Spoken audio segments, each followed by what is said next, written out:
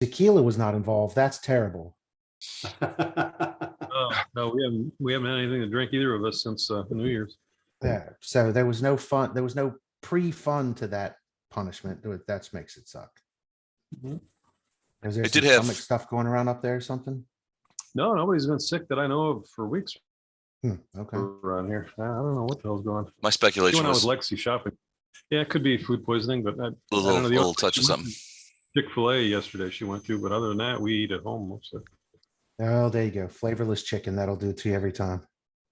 Well, but yeah, if it's food poisoning, it usually shows up pretty quickly. I mean, within about 4 hours of you getting that, your body's going, nope, we're not doing this. I managed to. I'm actually healed up quite a bit, but there was my company was in town this week, so I was like super busy, and there was a lot of going out and that kind of stuff. And I managed to take a dive outside of McGurk's pub. Oh yeah. Yeah. You So bit- chewed bit up the my hands real pavement pretty good. Yeah, I did. And as I pointed out to somebody, if I had a nickel for every time I'd taken a header outside of McGurk's pub, I'd have 2 nickels, which isn't a lot of money, but it's weird that it happened twice. That's not so weird. It's a pub. Well, and Soulard here in the city, the Soulard sidewalks are a bit they've got some gaps. And when I've had half, a third of a bottle of bourbon, Those gaps widen. I miss those. Yeah, it's I'm not the most observant guy in the world anyway, and so they can just jump right out and snag in. I went hard, and everybody's like, "Are you okay?" That looked like it really hurt, and I'm bleeding and all this other stuff. I'm like, "No, I'm fine," because I was too embarrassed to even admit it. And it was only till the next day when it's like, you've had half a bottle of bourbon. You're not feeling anything at the time.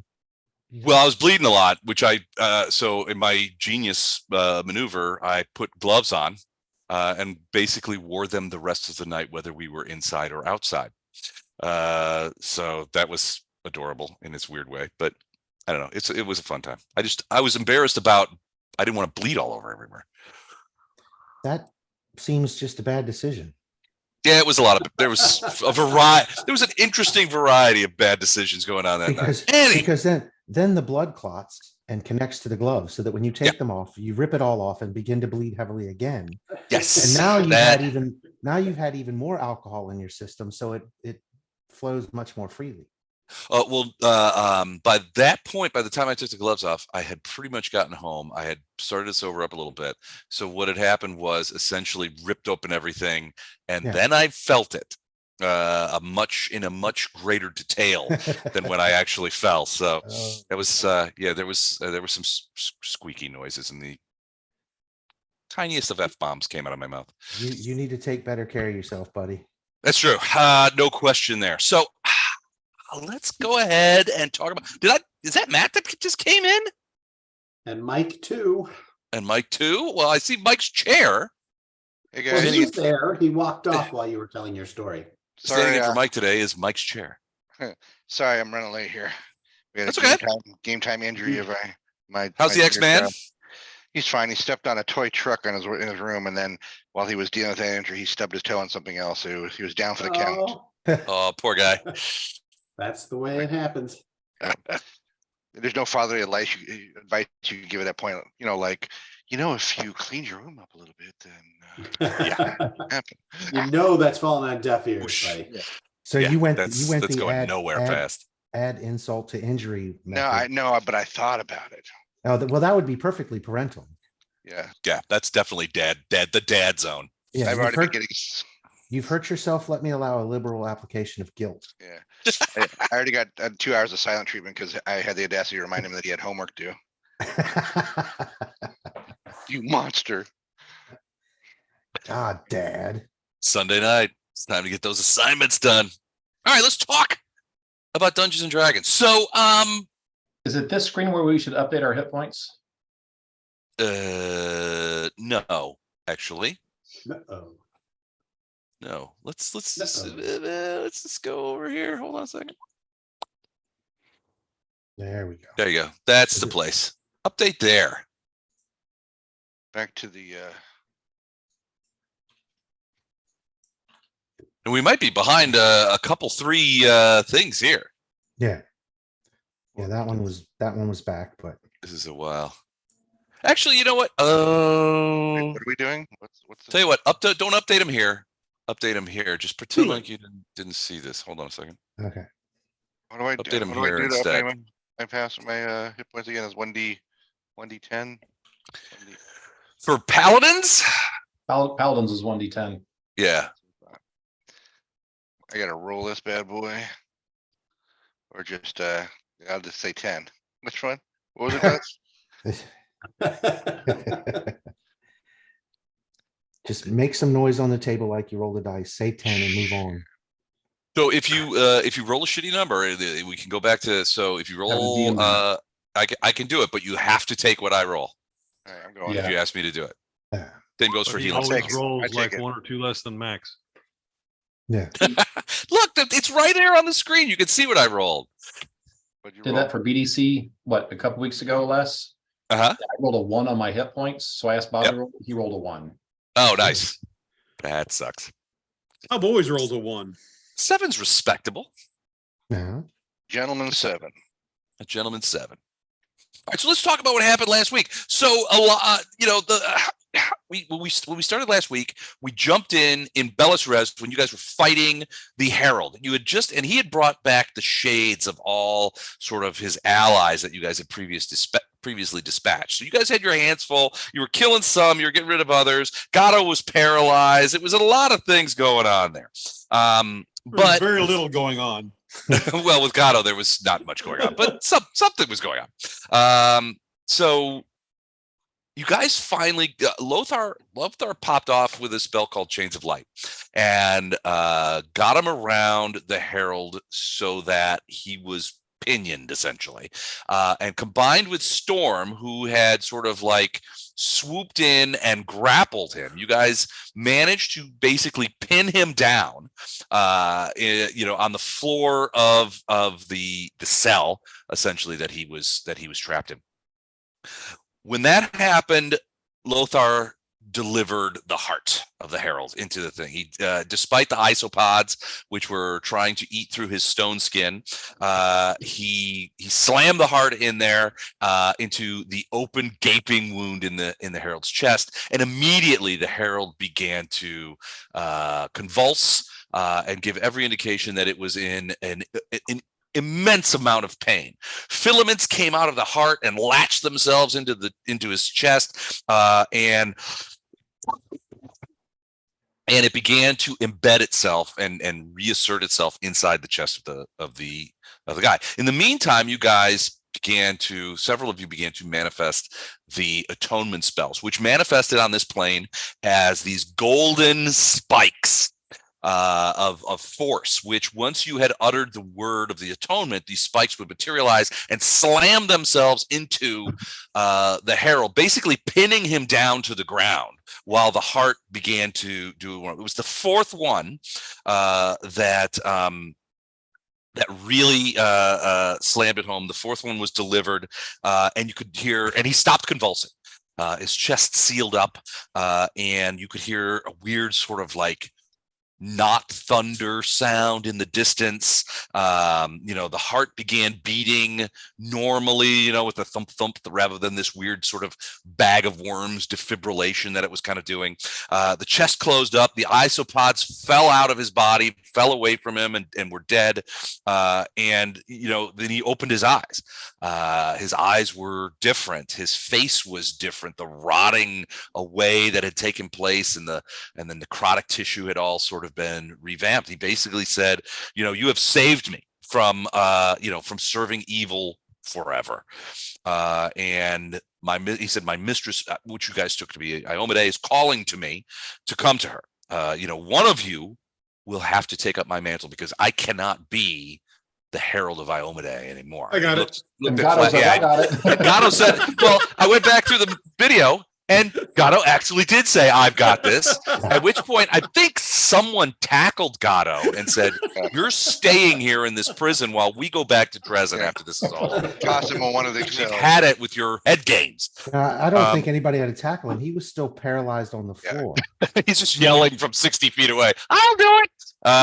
So that was yeah, I my don't know two, that you're I qualified. volunteers tribute.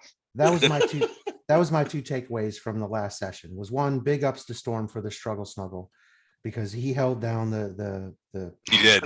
incredibly powerful being that we needed. And two, Don, don't be hard on yourself. Gato was equally as useful in that combat as every other combat we've been Yes, it was on the same level. in. At least this time you weren't invisible, so it was easier to find and help you. That's a good point. Yeah. He didn't like wander off away from, Bardos going, where, people going, hey, Bardos, where's Gato? And he's like, he went down that hallway about 20 minutes ago, and I haven't seen him since. So, so she's basically, he sort of shrugged off. Storm sort of felt this power lift him up and push him away very gently. And the chains of light sort of fell away as the Herald stood up, and he basically looked at Flashheart and he says, look, someone is going to have to take up the mantle of Herald of Iomedae. Flashheart. I said Gato said he got it, man. Gato said he's got it. Well, he's looking right at you, and it was like, there's no one. I mean, realistically, there's no one else, right? There's no other. I don't think there's any other Iomedaeans in the party. I'm gonna give my best, let alone a paladin. I'm gonna give my best Bill Murray Groundhog Day. Like, fine. I am honored. Tell Iomedae I'll do my best as always, and you promised me run Springer if I live through this. So that's the only thing that I believe at the very end the Herald said that Iomedae is confiscating the Sky Whale, something like confiscation or borrowing, something like that. Yeah, I immediately turned evil. I renounce Iomedae. He becomes an anti-paladin of Baphomet. But yeah, so I mean, there really wasn't anybody. There wasn't really a whole cadre of Iomedaeans kind of hanging out who would be this. And with that, he says, "Look, my mistress calls to me. I must return." But Baphomet approaches, and with that, he just sort of like vanished. Thanks for the help, incredibly powerful creature. Yeah. Yeah, well, I mean, you forgot it's incredibly powerful NPC, which means NPC, useless. yeah. It doesn't do anything. He's like, wait, I'd like to help, but I'm getting a call from my mom. I gotta go. Don't think of it as never helping you guys. Think of it as not interfering with the constant flow of XP that is going your way. I wouldn't want that to ever happen. It's like, look, this is far better than the alternative, which is, look, this is a great game and everything, and Les tells a good story, but none of us get to do anything because all these DM NPCs are taking off all the credit. We had this near deity creature there, and we didn't ask you the important questions like, how much does a coin weigh? And then how many? Well, I've always felt that as a DM, my job is to pose to unique situations. So I was tempted to put a bunch of coins in the vault and just to see what would happen. You guys How much does it weigh and what is its volume? What is its volume? It's not the coin weight conversation again. It's like a Traps 2 trap where it just drowns us all in coins. You like these weights now, bitches? And at least we did get the XP and became 15th level. So we did, yes. So you guys are now 15th level. But so the Herald took off and basically said, Baphomet approaches. At which point you guys found yourselves being surrounded. I'm going to pop over to the Herald cell again for one moment, just so we get a look at it. So you guys found yourselves being surrounded by aspects, manifestations of Baphomet. Bardos, you recognize that these manifestations were not technically Baphomet himself, but various incarnations and manifestations of the demon that have certain powers of their own, but are not the demon lord himself. And then this huge one materialized directly above Gato, and Gato was like, gotta get the fuck out of here, I think. But basically, Bardos, you and Lothar talked about this a little bit, and Bardos, you identified this as look, this isn't Baphomet either. It's more like a tunnel that through which Baphomet can approach. And then you guys were like, we should go here. And so then you guys were like, checking my notes here.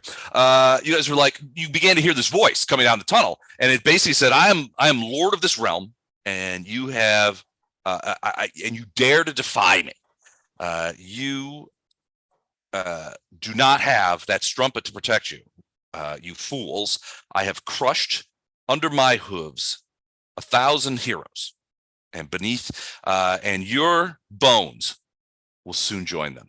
As it's like sort of like, and you begin to hear this sort of like train coming sound coming out of that huge sort of planar manifestation, and you're like, he's coming. Baphomet is on the way. So what you guys did was a couple of things. You teleported first to the vault, grabbed the string and the glaive that you guys had left there, the two things that you had been told by Alderpash that Baphomet prized above any other thing, and that was the reason he had a vault in the first place. And then you did a second teleport to the top of Alderpash's sort of door, like his prison cell door, because teleporting directly into Alderpash's cell would have been precluded. So you top there and then sort of wend your way around the stairs down into Alderpash's cell. When you got there, you saw Alderpash essentially standing in like a bunch of different. Hold on a second. Here we go. So there's Alderpash sort of standing in the middle of a bunch of magic circles, and there were all, several magic circles sort of scattered all over. And he basically, he spoke to Farina. When Farina came in, he spoke to her first, and he said, Farina, I'm glad you've returned. The beast follows, yes? And, Farina's like, yeah, he's coming. And then so he looked at all of you and basically said, our time is at hand. Prepare yourselves, friends, for today we will kill a prince of demons. And that's where we stop. That's the spirit. So Alderpash, less useful in this combat. It'll be a slaughter. So Alderpash is there. He's got his circles up. He's obviously, you guys walk in here, and Bartos, you are shocked at the level of magic that is pouring out of these auras, out of these circles. Some of it's, I mean, you can identify certain of it. I mean, you're connected to the ley lines. You're intuitive of this kind of stuff, and you could see that some of it is offensive magic, some of it is defensive. Most of it is stuff that you've never seen before. Your guess is that because he's a Runelord, this is old Aslanti shit that has died out 1,000 years before you ever took up a book. So there's a lot of power emanating from this area. Taking extensive notes. Okay, just right as I said. Hey Aldi, what are these symbols? Is this good? Is this bad? What's going on?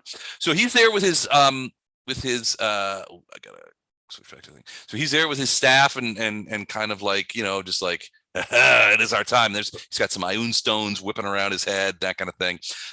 And you guys sort of turn around and face the doorway because the idea is that Baphomet is coming. You guys have subsequently the enlarges are done because it took you a little while to get down here. How long does it take to get down here? Well, it's weird. So the teleport, so you teleported into the vault. That probably took 5 or 6 rounds to run in there, grab the stuff, package it up, file it out, and head for the door. Then once you got out of you teleported from the vault to the central corridor. Remember that sort of 4-way thing that went in different directions, because that's where the door to Alderpash's prison cell is. But once you got Alderpash, don't remember there was the crystalline rods that blocked off the door and all that kind of stuff that keep it inside. Close, though. Well, yeah, but you came down, so there was like a set of steps that sort of swirl around, going down into sort of this like abyssal darkness. But like all of these areas, there's this weird sense of time dislocation, time dilation. It feels at one point, it feels like, it takes a few minutes to get down, but then it feels like it takes hours to get down. And there's this real weird sense of that time is malleable and flexible here as you go down these stairs.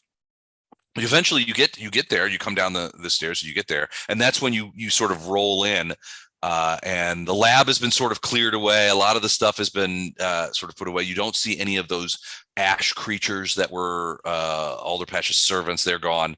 All that you see there is Alderpash sort of waiting patiently in the middle of that big blue circle, with the other circles sort of glowing in different areas of the laboratory. And then, you know, he speaks to you. He's like, it's time, isn't it? And you guys are like, yeah, he's coming. So it was more than 15 minutes to do all that? It certainly felt like more than 15 minutes. Are all of Bardos's mirror images gone? Yes. That's just- So So no time for a nap, huh? You're looking for a long rest, are you? Like No, you don't have time for that. But so can we far, get that, Baphomet has not. Olden hideout out. Okay, go ahead.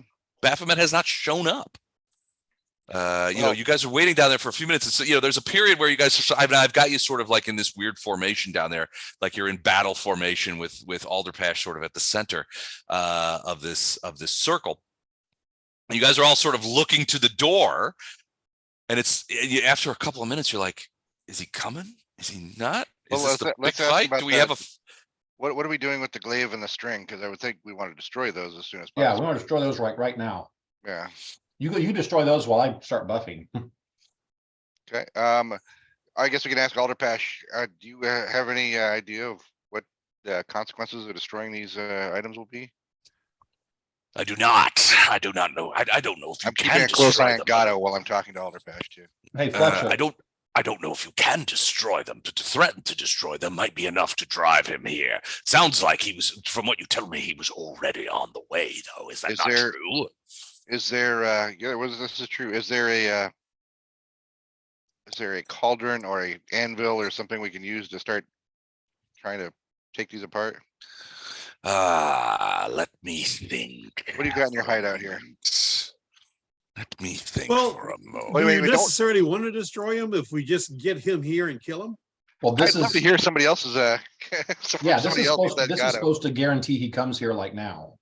Right. why don't we put him in the portable lab that we have? That'll make him think that they're gone.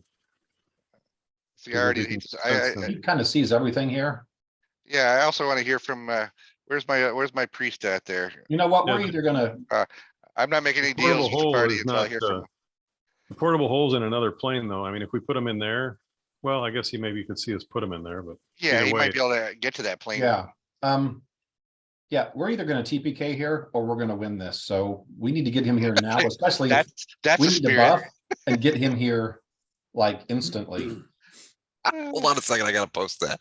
You're gonna TPK here, you're gonna win this. This is like, We're this is either like, gonna totally lose or totally win. that was like Yeah, the win there's one for promise no, the, not there's to no turn middle ground invisible here. this There's no, time. win one for the Gipper. I'm not There's no making, kind of- I want to hear from Chuck before we make a decision there. I About think I'm what? gonna, What are we trying to decide? hey, Chuck. Hey, I Chuck, wanted to- just say yes, we should give it to Gatto. That's not Don't going to do that. happen. that's I not, thought never I was happened. thinking we should try to destroy these magic items right now. Uh-huh. Gatto, of course, would like to hold on to them, and then Gordon has said, let's put them in the portable hole. I don't like either of those plans. I want to try to take them apart. But what do you think? Well, the idea behind those two magic items, the glaive and the ball of string. they're not magical. Well, at least the strings, I don't think. The Right, glaive is the string does not seem to. It doesn't show any magic. right. The thing is, by taking those, and I would have to consider by destroying those, is to anger him so much that he abandons rational ideas and just goes for the full frontal assault tactic, which would be a mistake.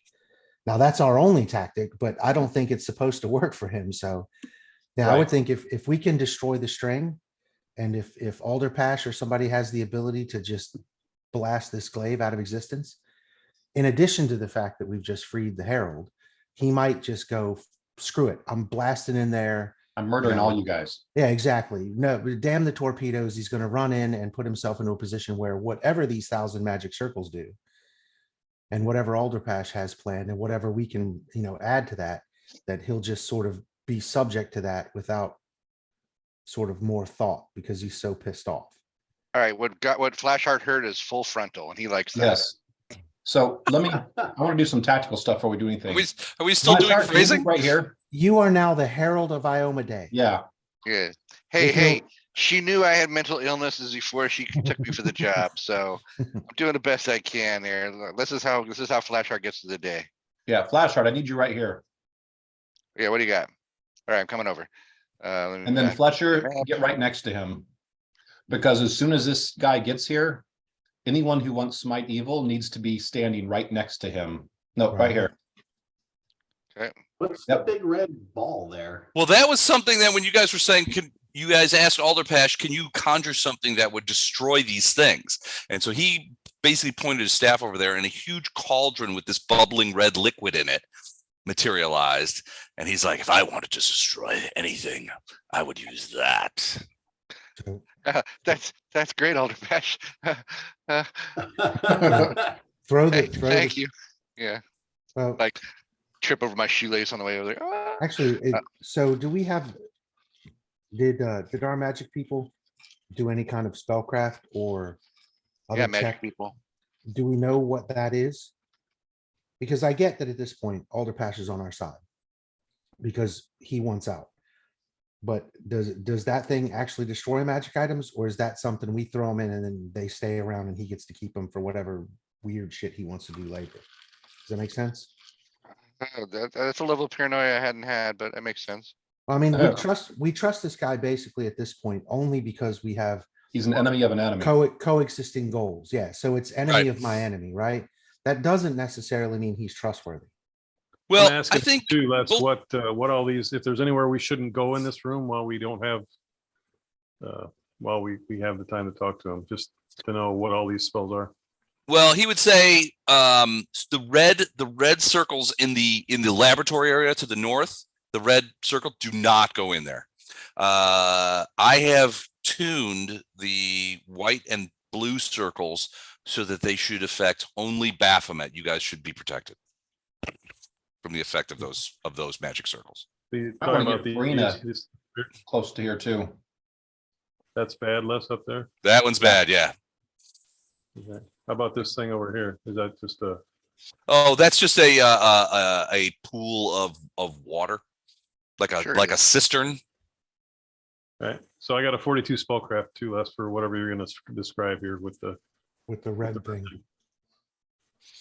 Oh, so the red thing is, yeah, it's basically it's a large it's a large cauldron, probably 8 Cauldron. feet across. Yeah, and it has this bubbling red liquid in it. You've never seen anything like it before, but it radiates a fair amount of evocation magic. You definitely would not want to get in there. It's got a weird sort of smell to it. It's not unpleasant.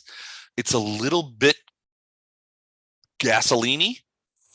But it doesn't smell like what your characters would be familiar with, like lamp oil or naphtha. It doesn't smell like that. It's got a distillate smell to it, but it's not naphtha or lamp oil for sure. And it's opaque red. It's sort of like, but there doesn't seem to be any heat coming out of there, and there's certainly no fire or anything underneath the cauldron. Liquid hot magma. Do you think it would destroy it? Maybe it's not. I mean, you don't think it's magma. It does smell a little bit like gasoline or kerosene. I would say throw the string in there. Because the string's not magical anyway, and so that would be less of a benefit if this guy were planning on down the road using any of this stuff once he's free, provided we are successful. Boom! You hear. Toss it in. From the direction of the stairway, you hear what sounds like, well, at first you're like, what the hell was that? And like this huge boom, and then another one, boom, and then Okay, as it gets closer, and it's starting to get closer, and everybody's kind of looking, and Alderpash sort of looks over to you, and he's like, he approaches. yeah, I'm buffing during all this. All right. Me too. The boom sounds begin Shakalaka. to transmogrify and begin to sound like more it's hard to describe, sort of like it's the sort of click kind of sound that you hear when somebody in dress shoes is walking towards you, sort of that like, click click click, it's that, Or hoof it's not- beats. yeah, it's It's not like clicks, but I mean, and it still sounds like, imagine someone in wingtips who weighed 2,000 pounds coming down a stairs. That's what it sounds like. Okay. As you guys are sort of, and Ilindar is like, I'm buffing. So you're doing all kinds of spells. The sound continues to approach. I'll throw a couple shout outs to Iomedae. Iomedae, this is my moment. This is for me. Say, And you hear, No, I'll do my best for you. then you hear from the area, sort of like this area over here, which is the direction in which the stairway comes out into. You hear a noise, and it sounds like someone yelling from a distance, like, "Hey, don't do anything crazy. Let's talk for a moment." And you hear those footsteps, and it's sort of like this sort of very sort of bonhomie kind of thing, and you hear the footsteps grow closer and closer until it sounds like they're at the bottom of the steps, and then you hear that same sort of clicking noise kind of coming forward, like thing, and you can see sort of coming around here is coming through the thing. You see an enormous creature, and it looks like Baphomet, but he's like, "Oh, there you are." Excuse me, this is hard for me to squeeze through. Can you see that? It's Baphomet, but he's wearing a suit. Mr. Baphomet. It's Mr. Baphomet. So when the string was thrown into the cauldron, right? No, I don't know. Did you guys throw in the string? No. And he says through the doorway, he's like, "Hopefully you haven't thrown my string into that cauldron over there." Bash, how are you doing, boy? It's good to see you again. I haven't been down here for a while, but I always meant to come down here and see how your experiments were doing. Alder Pash is like, "I know you for what you are, Baphomet. I hope you don't mind me coming in." And he sort of like, "The doors here are a little tight for me." Weren't you just threatening our very existence 8 seconds Sort of like ago there? squeezes himself through the doorway and sort of gets in the room. He's like, sort of edges around the edge. "Oh, a couple of magic circles there. I don't want to accidentally fall into those." Patch, you devil. All right, sorry about that. Anyway, please, if you're before we get started, I just How want tall to is he? Just curious. probably about 11, 12 feet. Okay, sorry to interrupt you. Please. So tall. Excellent. And big, broad shoulders. I mean, like a wall with a minotaur's head. And he's got this like Brooks Brothers ass looking suit, red tie, wingtips, that kind of stuff. He's like, "Well, before we get started here, before we start talking, I just wanted to say, I hope that you haven't thrown my bolt of string into that cauldron over there. I hate to have to go fish it out. Pash, I wouldn't. I know that you could cook up a pretty destructive cauldron of whatever that red stuff is, but that string probably be fine. I just hate to have to go do it." The hell? What's going on? The hell was that? Not me. Nothing. Don, was that you? Were you listening to the Yes. game? Nice. No. There's no game. Like those are the voices in his head. They just got out for a second. So you're back. You're back to level 14. Level drained. And take 3 drinks. Artie says, "Well, if you haven't tossed my string down there, I hate to have to go after it. It's just such a pain in the butt." Pash, I understand what you're talking about. Alder Pash seems confused. But he's like, "Look, I just want to talk to you. I just want to have a quick conversation before I let you go." Yes, I'm casting True Seeing. True Seeing. Okay. He's like, "Go ahead with your spells, Bardos. I know you well. You're from your. I know everything about you. I've made a point of studying each of you. Once you entered my realm, I was very curious about if you had, as very few people come here without invitation. And I have to be honest with you, very few people from the prime material plane ever come here sort of on their own accord, if you say. But in the meantime, I was very curious about you. Bardos, you especially are a curious. Please do cast your True Seeing.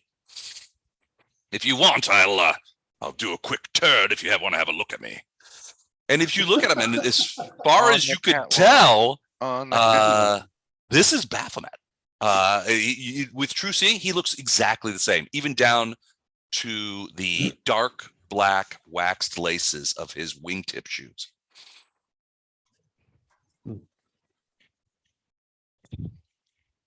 Sorry. Is it time for me to hit him yet? Let me speak up. As a representative, Who representative has- of Iomedae here, Baphomet, I know you to be a true villain, and there's nothing you can say that would change us. from You that. have me all Our destiny. wrong. Look, I understand that we are on opposite sides of the alignment spectrum, such as it is. But believe me when I tell you that I have no particular animosity to the seven of you. Alderpash, now your attempts to escape your lawful imprisonment here. You didn't tell these guys what all the things that you did that got you locked up here. I'll bet you left that out of your little story. That kind of thing. But let me tell you, as far as Alderpash is concerned, I have to be honest, Alderpash, you have been here, as we record time, 847 years. And I would have to say that even consider the significant crimes that you've done, I'm perfectly willing to let you go as a favor to these primes here that have come and done such a neat job of infiltrating my little prison here. And he looks at you guys. He says, "Look, I have to ask you. Not only was I curious about you as you went your way through my domain, but also once you entered the prison, I was curious about you as well. I found it to be a good opportunity for me to test my servants in ways that they are rarely, if ever, tested. Usually when prisoners come here, I send them here, they're ensconced. They don't have, frankly, the martial or magical wherewithal to even challenge my guardian. So your coming here, frankly, did me quite a favor. I was able to determine the strengths and weaknesses of all of my servants here, based on their encounters with you all. Frankly, I was impressed. I expected to have to come here and release you from a series of cells, but you got the better of them, I must say. Upside, Baphomet, you have a lot less performance reviews to do now, thanks to us.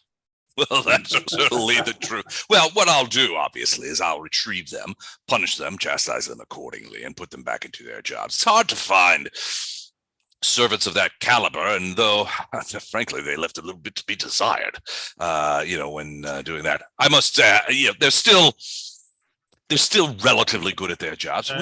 We'll take this whole thing as a learning experience, a training mission, if you will. And as you can see, I'm more of a businessman than anything else. And training is important for employees. I think it's important for their career development. And I think it's important just to keep them interested in their jobs. Sometimes, frankly, the job of warden or prison guard or what have you can get to be quite stale. And frankly, you did me an enormous favor. Look, I got a whole book here from my friend Lothar. It says I can't make any deals with devils. So I'm not state. Let's get to the dance.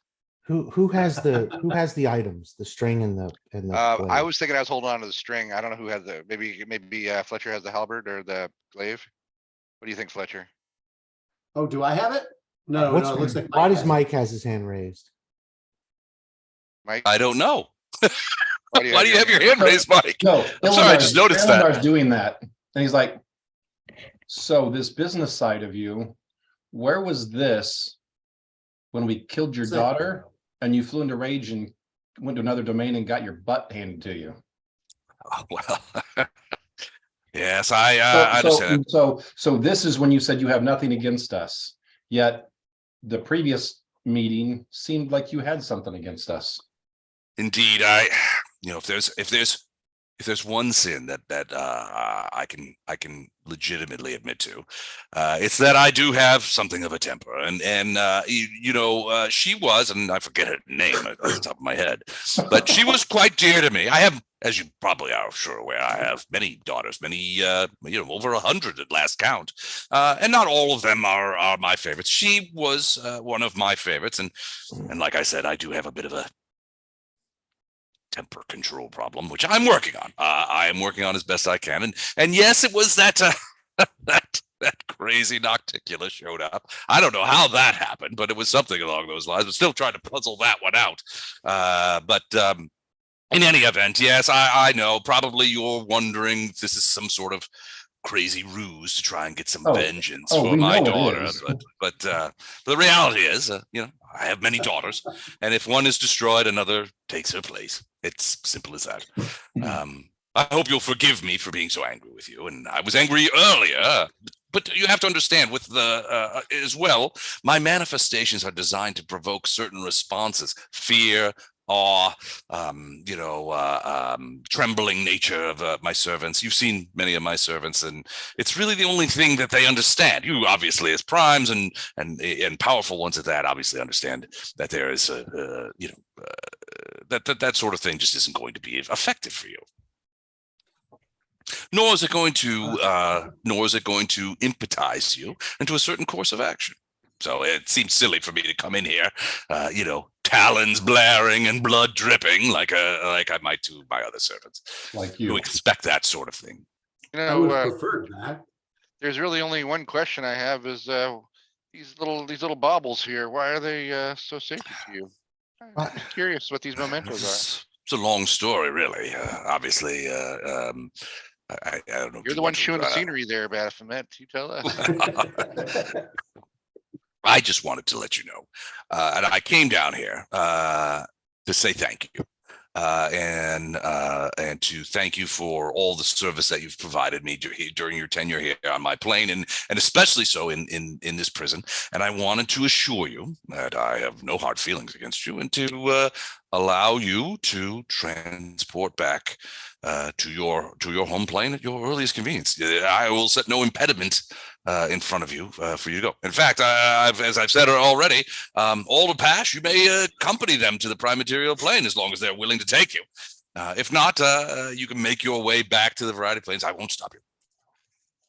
But I will require my string and my glaive. They are, as you point out, dear to me, and I would not see them thrown into Alder Pash's little adorable little cauldron over there. They won't be destroyed, obviously. They are far too puissant for that. But but it will be a pain to go have to fetch them from wherever that thing goes. Well, it was a pain to get to where we are today, so I feel maybe we share a little will. Maybe I'm gonna look to the guys here. Are we feeling like we're ready for this dance, or we want to Why chit are chat? we still? there's no way we're talking? ready for this dance, but Okay. we were going to do it anyway. We got the Herald back. Can we just go back to Illusionera? That was our main mission. Yeah. Hey, somebody cast a silent spell on Gatto, and let's get to this. Yeah. Throw the crap in the cauldron. Okay. I will how close am I to the cauldron? Do I have to make a roll less, or can I just toss the old ball of string in? Well, you're standing I guess about 8 feet from the cauldron. Yep. So you could take a 5-foot step and dunk it like Shaq. Yeah. Is that what you're gonna do? You're gonna throw that string in there? That's my plan. But I'd be like, so this has all been a lovely conversation, but maybe we should just get to it then, shall we? And you I see Gatto moving to intercept the string. Is that what you're doing, Gatto? And you're like, Yes. rejected. He goes in like Shaq, and you're like, nope, not in my house. What you doing, Gatto? All right, so Do I really have the halberd? That's At your this call. point, pick up The hell are you Gatto talking and about? dump him in the cauldron. pick up Gatto and dump him in the cauldron? What halberd are you talking about? The glaive. Herald's halberd? No, the Glaive. glaive. No, the other item. glaive. back. The other glaive. Yeah. Yeah. Oh, Oh, those glaive. glaives. Yeah, that was some unholy shit. You didn't get anywhere near there. No, the No, one that okay, was in there was the Baphomet's a glaive and a No, string Baphomet's and the two glaive. bolts. Oh, Baphomet's glaive. Yeah. Yeah. I mean, I We're just assume you, determining who's I don't know holding who it. has it. That's what we're saying. Who has it? I think Fletcher has it. If Fletcher has it, he's putting it in the cauldron. So you're just gonna walk over there. Our head that way, he throws it in. Can you Okay. stop him, Gatto? It's only the ball of string you're interested in. And he dares Gatto to try to stop him. Hmm. Yeah, Glabru's arming away. I do not stop him. right. What about the Alright. string? You You I'm gonna pivot hand it- left, juke right, and then throw it in, or Yeah, exactly. He I don't does think a Kobe. I can't out reflex Gatto. So there's only one thing I can do. I take a 5-foot step here. Hang on a sec. and Body hand it him to out. Fletcher? I take a 5-foot There you go, step Fletcher. and hand it to Storm. They take care of this, will you? They body him right. up like Charles Barkley. Yeah. I'm passing to Storm. Now Storm can pass to Lothar. Lothar can go from downtown. No. All right, so you're putting the string in as well. So Fletcher, you dump the halberd in, the glaive in. Yeah. Now I'm Whatever. saying halberd. And flash out, you're like, take this string, Storm, and do that thing where you ruin everybody's day. And Move away. and then all right, so Gatto moves away. Storm, does Storm like throw it in, fly over, or throw it in? Actually, she's got reach, so she just takes a 5-foot step back this direction. Dunk. So you guys dunk all that stuff in there, and it goes in there. Alder Pash starts laughing. Baphomet, you faker. Everyone knows what you care about and that kind of stuff. And you see Baphomet, and sort of like this little curl of smoke comes out of his nostrils. And he's like, he looks at you, Flashheart, and he goes, "You Iomedaean pile of shit. What have you done?" And you and he starts going off like, "You pieces of fucking prime shit. I gave you it out. I would have sent you home. But now that is over." Okay, Eleanor's gonna say temper. Group. Yeah. So there's a couple of things are going to happen. Okay. All right. So a couple of things are going to happen, but let's just go ahead. And roll The in. first thing that you guys happens is you guys feel like this sickening shift, which those of you who have ever been plane shifted, it feels like that, but not quite. And you go to somewhere very different. Uh-oh. Oh, No. not again. Not Arby's. Arby's. They've got the Yeah. meats. Yeah, I have the meats. Feels like an Arby's night. No, you find yourself on a enormous flat plane that seems to be made of these huge checkerboards. Standing in front, you guys are standing amongst these checkerboards, which are about 10 feet by 10 feet, but they extend off seemingly forever. Standing in front of you is Mr. Baphomet, only he is now 100 feet tall, maybe a little more, 120 feet tall. And you could still see the smoke raging from him. He's like, "You have done me a grave disservice, Iomedaeans, and good filth elves and drow and pieces of shit. Now you will pay." The first thing that happens is we're going to do an intimidate check right off the bat from him. So, I'm done. Mike, Same as Fear. how do you calculate the individual DCs for intimidate? He rolls, and then give me a second. You're certainly not Have gonna him like roll it. the intimidate check while I'm looking up the. All right, hold on a second. It's not like cast Fear, right? Because Fear, everybody around me is immune to Fear. Is it? I don't know how intimidate works. Oh no. This is basically a demon prince is pissed off at you, and he's 120 feet tall, and that is in itself incredibly intimidating. All right, here we go. So let's take a Not look. the first time. Does true seeing change this at all, Les?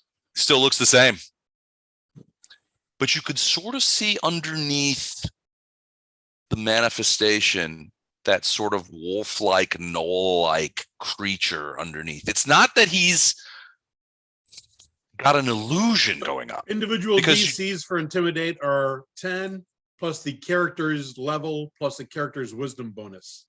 Okay. So 10 plus 15 plus your wisdom bonus. No roll, just No, that's the He DC rolls. that he has to make his intimidation check against. I got you. And then he automatically makes it. Well, not automatically, but depending on what happens, there are different kinds of things that happen. All right, so Here's his intimidation check. Okay. 52. Whatever. So All right. everyone except Storm runs So away. not automatically. Yeah, it's not automatic. But okay, so here's what happens in Intimidate. So if depending on what your DC is, 52, unless you can pull a 32, if you demoralize a target by at least 20, you are cowering for 1d4 rounds and panic thereafter. You can make a will save on the panic. But you cower for 1d4 rounds. Now, the demoralized says it has to be within 30 feet. But then again, space like this plane is relative. So whatever. He takes his equivalent of a 5-foot step. A 57-foot step. No, he's really close enough. Yeah, he's basically hovering over you and screaming at you in a combination of common and abyssal, and it's just a steady stream of absolute foulness and threats and intimidation. So you guys are at the very least are cowering for 2 rounds. So are we calling this a surprise round for him? We haven't rolled initiative and haven't had a chance to do anything. We should probably roll initiative at this point. And what did you say the DC was? 10 plus your 10 character plus level. the target's hit dice. We are the target. Right. Yeah, Plus the so target's 15 wisdom bonus. 25. Plus your whiz bonus. Gotcha. He automatically- 25 plus your wisdom bonus. Okay. So for me, it's basically 25. He rolled a 52. So I am demoralized for 6 rounds. I'm not doing that math right. This would be an emotion-based effect though, right, Les? 'Cause Well, no, it's intimidate. So I mean, we're it's scared of him though. It's basically like fear. You're saying that Fear. he's trying to scare us. This is a fear effect. yeah, I guess it would be a fear effect. I So have- if you're I have you're immunity to immune to fear. that, you would not be cowed. But I also that believe goes that to- anybody within 10 feet of me is immune to fear. Let me double check that. 'Cause the We don't get paladins saved. are- He rolled. I'm just Yeah, Flashheart's immune to fear. You're immune to fear. Each ally within 10 feet gains a +4 to the morale bonus for our courage, Right. but I think But there's other ones. okay, add +4 to your DC then, and you're only stunned for 5 rounds rather than 6.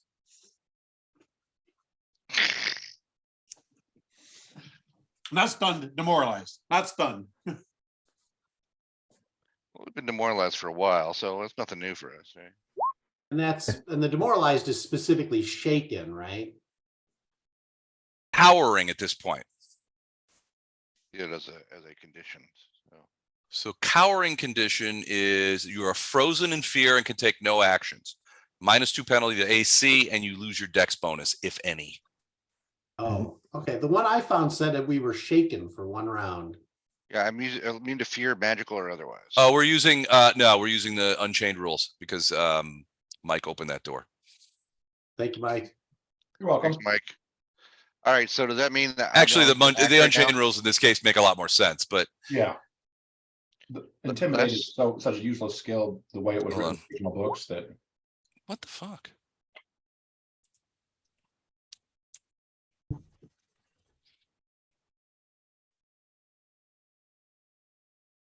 All right. Also, Les, you said that was for 2 turns, or is it 6? It depends. Two, So 2 using the Unchained rules, but it's a worse effect. Got it. yeah, it's So it's- 2 rounds that you're basically frozen in place. And Okay, then you rather have to than make a 6 will rounds. save Yeah.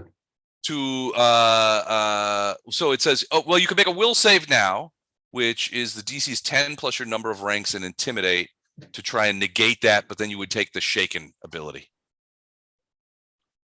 So shaken, so those of you who are not fearful, who cannot be feared, Who is that are besides me? are fine. No effect. Bardos. Just, Storm oh, does. okay.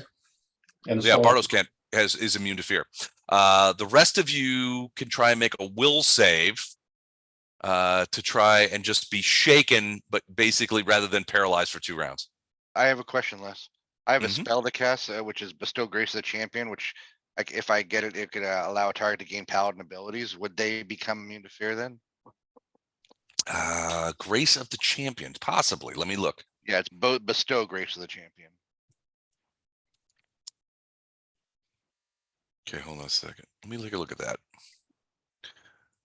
Bestow Grace of the Champion. You channel the power of good and law into the target, temporarily given powers. The target gains the ability to detect evil, immunity to disease, and immunity to a fear, ending any fear effects currently affecting it. They can lay on hands of themselves at 1/2 of the paladin's caster level and can smite evil at 1/2 of the caster's level. It adds charisma bonus to saving throws.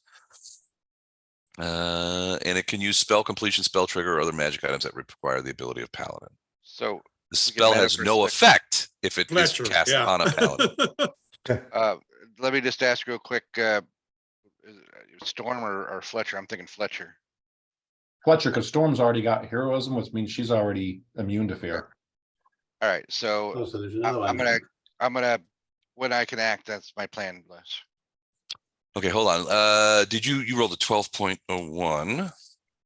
So let's get you in there. Who else did I not get? Sure. Ilandar's in there. Gato is not in there. I was saving a spell to cast on you, Gato. I thought that would give you a moment of holy rollerness that you might turn towards the light. But we'll use it for a good cause here. Does anyone else think Baphomet's probably overcompensating for something? I would say bet he owns a Corvette. this looks like a music. Overcompensating. Fletcher's got 3 arms for fuck's sake. But he delivers. Yeah, We know he's not just overcompensating. the ladies like Well- 3 arms. You know what I'm saying? I'm not sure the ladies like the Glabrezu claw, but whatever. So here. Show me one lady doesn't like a Labrador claw. I don't think the ladies ever were into Fletcher. It's all okay. Like, I just love a man who's constantly covered in gore. Totally psychotic. Yeah, And has a claw. has a fine pink mist. Although, and a giant there's always claw. that one girl who's into bad boys. That Yeah, Right, the weird goth chick who Yeah, really you need likes a the weird claw. god chick who will write What's poems the about old phrase? No matter how horrifying a deformity, there's always going to be some chick that's into it. Ooh, that Yeah. Glabrezu claw really turns me on. Pinch me, baby. Thought about some piercings for it. All right. Anybody else not on the ship here? On the ship? Bishop, Or on the round roll here. your initiative. Anybody else? Did I miss? So let's. I'm Oh, on there. Alderpash. I got to put Alderpash on No. Yeah, where's old Aldi? there. Aldi, what are you doing, buddy? Ooh, and as usual, it looks like I'm going to be first in the second round. That's all right. You have to be de-feared first anyway, so. Yeah, the thoughtful barbarian. Mhm. Let me consider this. No, after you. Yeah, the chipmunk barbarian. No, I insist. You go first. Oops. Hold on a second. All right, let's sort them. Here we go. Okay. Gato beat Baphomet. That's hilarious. What now? Gato beat Baphomet. That's hilarious. Yeah, but that's okay. He'll get his. This is why I handed that ball of string to Storm, because I realized I can't. All I'm gonna do is God's gonna strip me of the ball if he really wants it. He is the caravan guard extraordinaire for dexterity. Okay. My sleight of let me hand is 35 without rolling. We're not even sure what we threw in the thing now. Okay. Uh, All right. A couple of things for those of you who are already frightened. He has frightful presence. It's something to keep in mind there, and that goes out to 180 feet, and the DC on that is insane. Let's look through there. What's he gonna do? Oh, yeah, he's gonna do a lot of cool shit. Also a uniquely shaped glaive, the head of which, consisting of a double blade akin to a crescent moon, materializes in his hand. It looks like the blade is made of ivory, and it is about 40 feet long. And it radiates such puissant, unholy magic, the likes of which you have never seen. Round 1. Got him. Charge. Get him, Gato. No, the other way. Okay. No, I went the right way.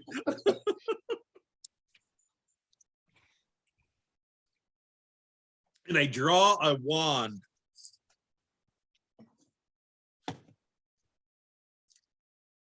That's it for me this round. Hold on.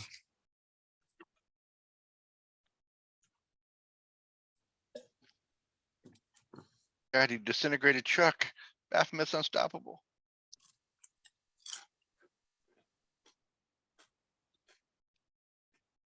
Okay. All right, hold on a second. This is going to be a little bit enigmatic for you.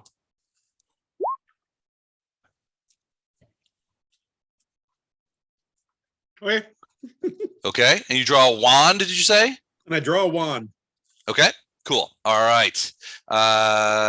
So next up is also Mr. Baphomet.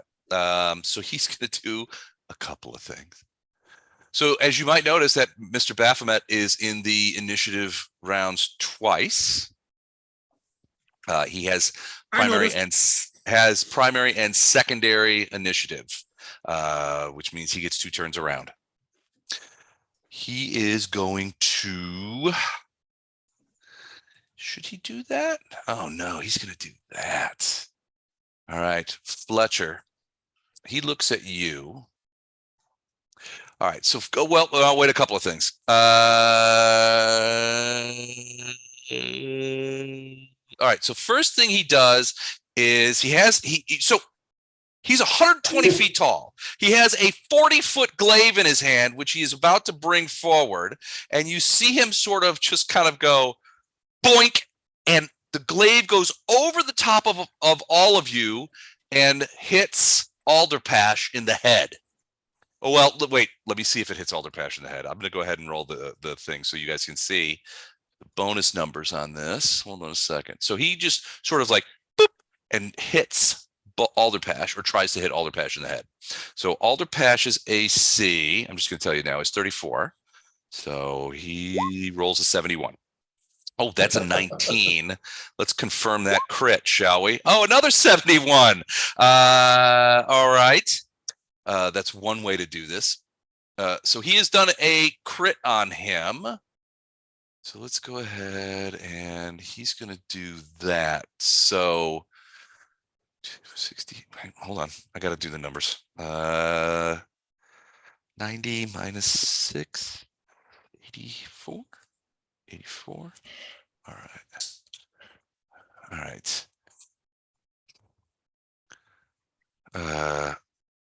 Okay. All right, hold on. Sorry, I wasn't prepared for him to crit on the first round. Although I probably should have so been. bad for you. It's just a thing. So,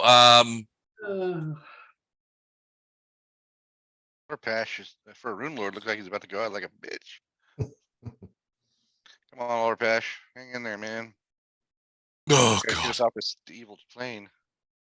Okay. All right. Hold on, I gotta tally this up. So this is the fun part when you fight demon princesses. They have to do as much math as Fletcher does. I'm sorry. Well, you should be. Okay, hold on a second. All right, so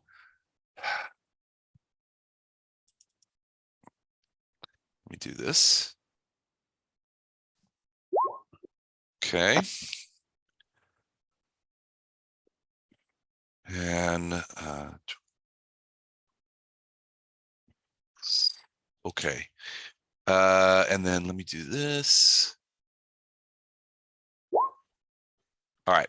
So you guys see him very daintily sort of take this enormous glaive and just go boop, onto Alderpash's head.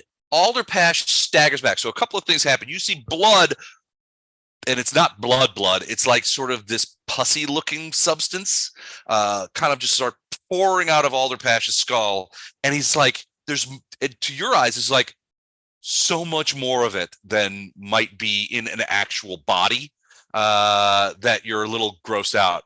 But there's a big split in Alderpash's head.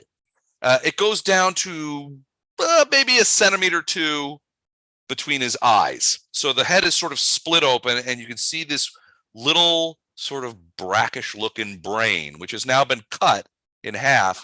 And you can see the brain is now reaching out each side of the brain. So he's been basically his brain's been bifurcated. The pieces of the brain are now extending filaments out to sort of like grab each other, and it's trying to pull itself together, but it hasn't succeeded. Are you saying like the movie The Fire? Thing? A little, yeah, kind of. Fire, and I don't mean like a little glow. I mean like flames are covering him, and they seem to have shot out the glaive. So I'm going to make, and they come out about 10 feet.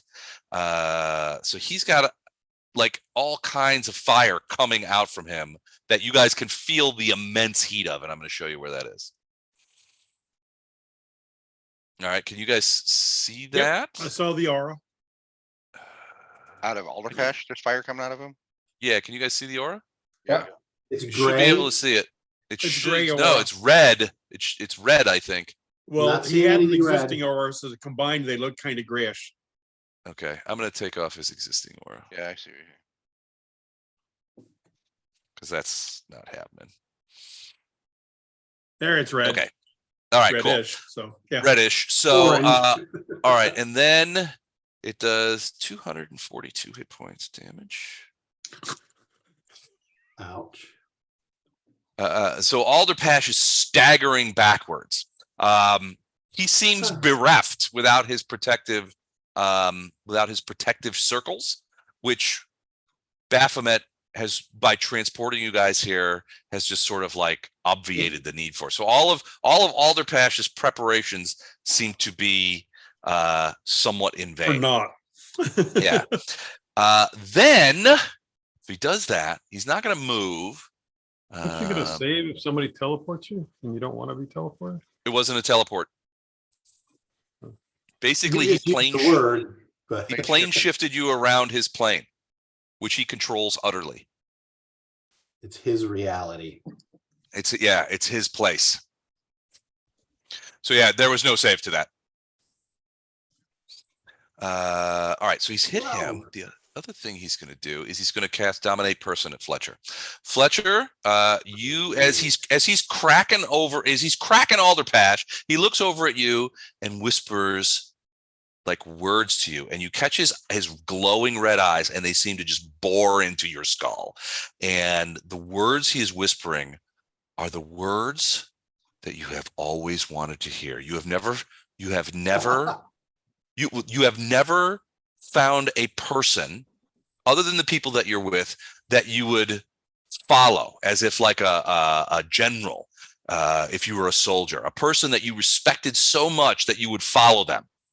But now Baphomet is saying all the things that you knew in your heart of hearts that would make you a follower of somebody. And they're the lyrics to a Journey song. Pretty much, yeah. He saw her in a smoky room. The smell of wine, cheap perfume. All right, so that is Dominate Person. I need you to make a will save, and I'm going to tell you right now the DC is 27. Wow. Do it, Fletcher. Hang on. The good news is I just looked it up, and Dominate Person is an enchantment effect. Yes. Mhm. So I get my elven immunities for that. Not immunity, but extra pluses. Okay. Oh. Damn it. Okay. It's still So- rolled crappy. Dominate Person.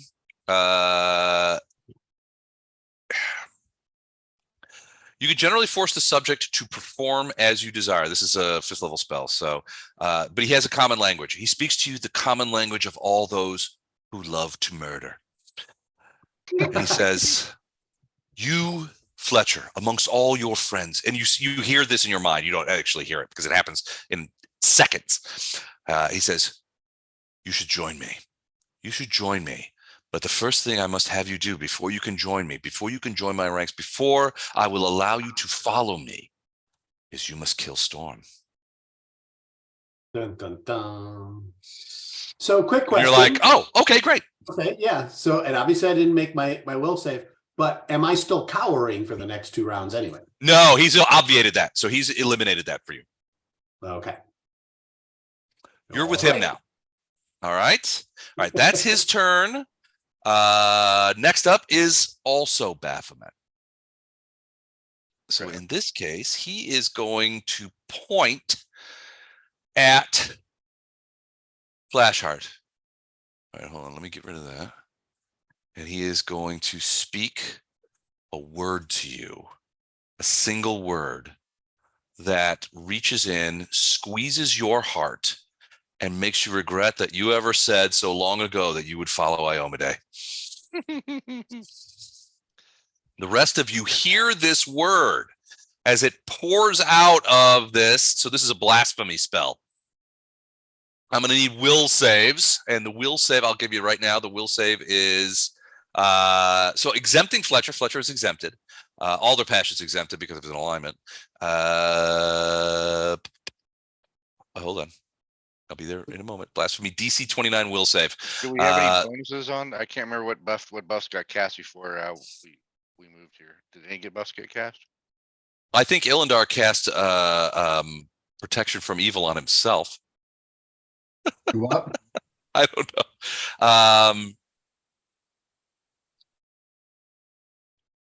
So he obviates the dispatching to your home plane because he wants you guys to stay here. So blasphemy is one of those spells that's been used on Fletcher a couple of times to send him back to the prime material plane. Normally it would do that if you blow your will save, but in this case, he is waiving that part of the spell because he wants you guys to stay here. So what you do, any non-evil creature within the area of the blasphemy suffers the following ill effects. So he is coming to this from a caster level of 27. And blasphemy has equal to caster level your days, caster level -1. So at 27, you're up to caster level -10, which means you can be destroyed. You can be killed. Who you talking to me? To everybody, anybody who rolls a will save at this blasphemy thing, he's that powerful. Okay. So You my question ready again, for do we have any who buffs has to on do it? this? Everyone? Yeah. Everyone. Well, so no, everyone within 40 feet of well, except for Fletcher and Alderpash. So everyone. Well, hold on. I need to ask Everyone Gato. within 40 feet of what? Of flash art. That's everyone. That's everyone. That's everybody. Yeah, but he's waiving it for well, Alderpash is immune because of his alignment Okay. to this. Fletcher is being excluded. Right. And I just sent you a question. Who, me? No, I'm sending Gato something. You guys passing secret notes in study hall again? Yep. Do you like me? Yes or no? Check here. Are you evil? Yes or no? That is exactly what he's checking on. All right. Will saves for the rest of you. All right. Well, before we cast these will saves, are there any buffs? I didn't hear any buffs. That's what I was afraid. I heard Mike say he was casting buffs, but I didn't hear. Yeah, Yeah. the only buffs Yes! I would have hit everyone else for is stone skin, which isn't Okay. really- All right, here I go. Roll my will save then. 27. And I get +4 morale bonuses for similar saves. Everybody else does, if that helps. Everybody gets +4. Well, does morale bonus count for that? For will Yeah. save? Yes. All right, get a +4, people. Take it. And what kind of spell is this? Blasphemy. The will save. Do we get that +4 just for being close to you or in that gray sphere? Just for being close to him, within range of his saying. Because what's basically happened is Baphomet is saying a word that Flashheart is trying to counter. So it's like Baphomet is saying, I am a demon prince and I'm going to say a word because I'm a demon prince. I'm saying a word that's so horrible that it could possibly kill you to listen to it. I'm just saying that when we have Flashheart is saying, you know, I am a creature of Iomedae who's giving me power. And Lothar's probably doing the same thing. Lothar is saying, I am a creature of Erastil, which is giving me power. They are antagonists of yours, and that gives me bonuses on this. So Yeah, so based on being that close to Flashheart and mine is +6. I also disbelieve that the range is on this plane because he can control it at will. So I say we're all within 1 foot of each other for the first Yeah. Wonder Twin Powers activate. And All you know, right. my save's also going to be 6 higher than what it shows on the thing. Both of them. Did you actually. roll? I haven't yet, but I'm just letting you know. Okay. That high of a DC though, I don't think it's gonna be much of a difference. So Okay. that's 29. My so actual save is 30 more than what you see because I might make it then. you get +4 from me, Gatto, don't you? So I don't think that's gonna help the 11. Nope. So what'd you say the will save was? 29. I think it's 27. He Let me did. check. Actually, 29. That's Hold on. Too many people Cranking it up a made, bit. too many Actually, people made 29 was 27, what I so got, now so- it's Hold gonna on, be hold on. 29. Let me check. Blasphemy. No, blasphemy 29. Okay. 29 is what Illendar That's got. what- Storm got even higher, so. Okay. All right. So first things first, Gatto falls to the ground, blood leaking from his ears. very good. Hold on, let me just go ahead and do that for you, Gatto. Thank you. Get you back. Hang in there, Fletcher's Gatto. unafflicted. Bardos, you made your save. Let me check. So the guys, those of you who made your I told saves, you a I'd be couple, even less effective. couple of things are going to happen. I don't want to have to give you mouth to mouth, but I'll be over there in a minute when I have a moment. Okay. I got basic So- healing skills. Don't worry about me. I'm fine. It's just a flash room. Just a flash. Come back and fight like a man. Melted your brain. Okay. Okay. All right. So those of you who made your saves take. Hold on. It's gonna take me a minute here.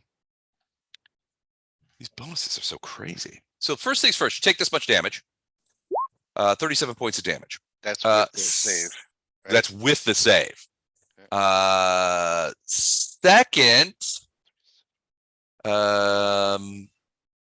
Lothar, you are paralyzed for 9 rounds.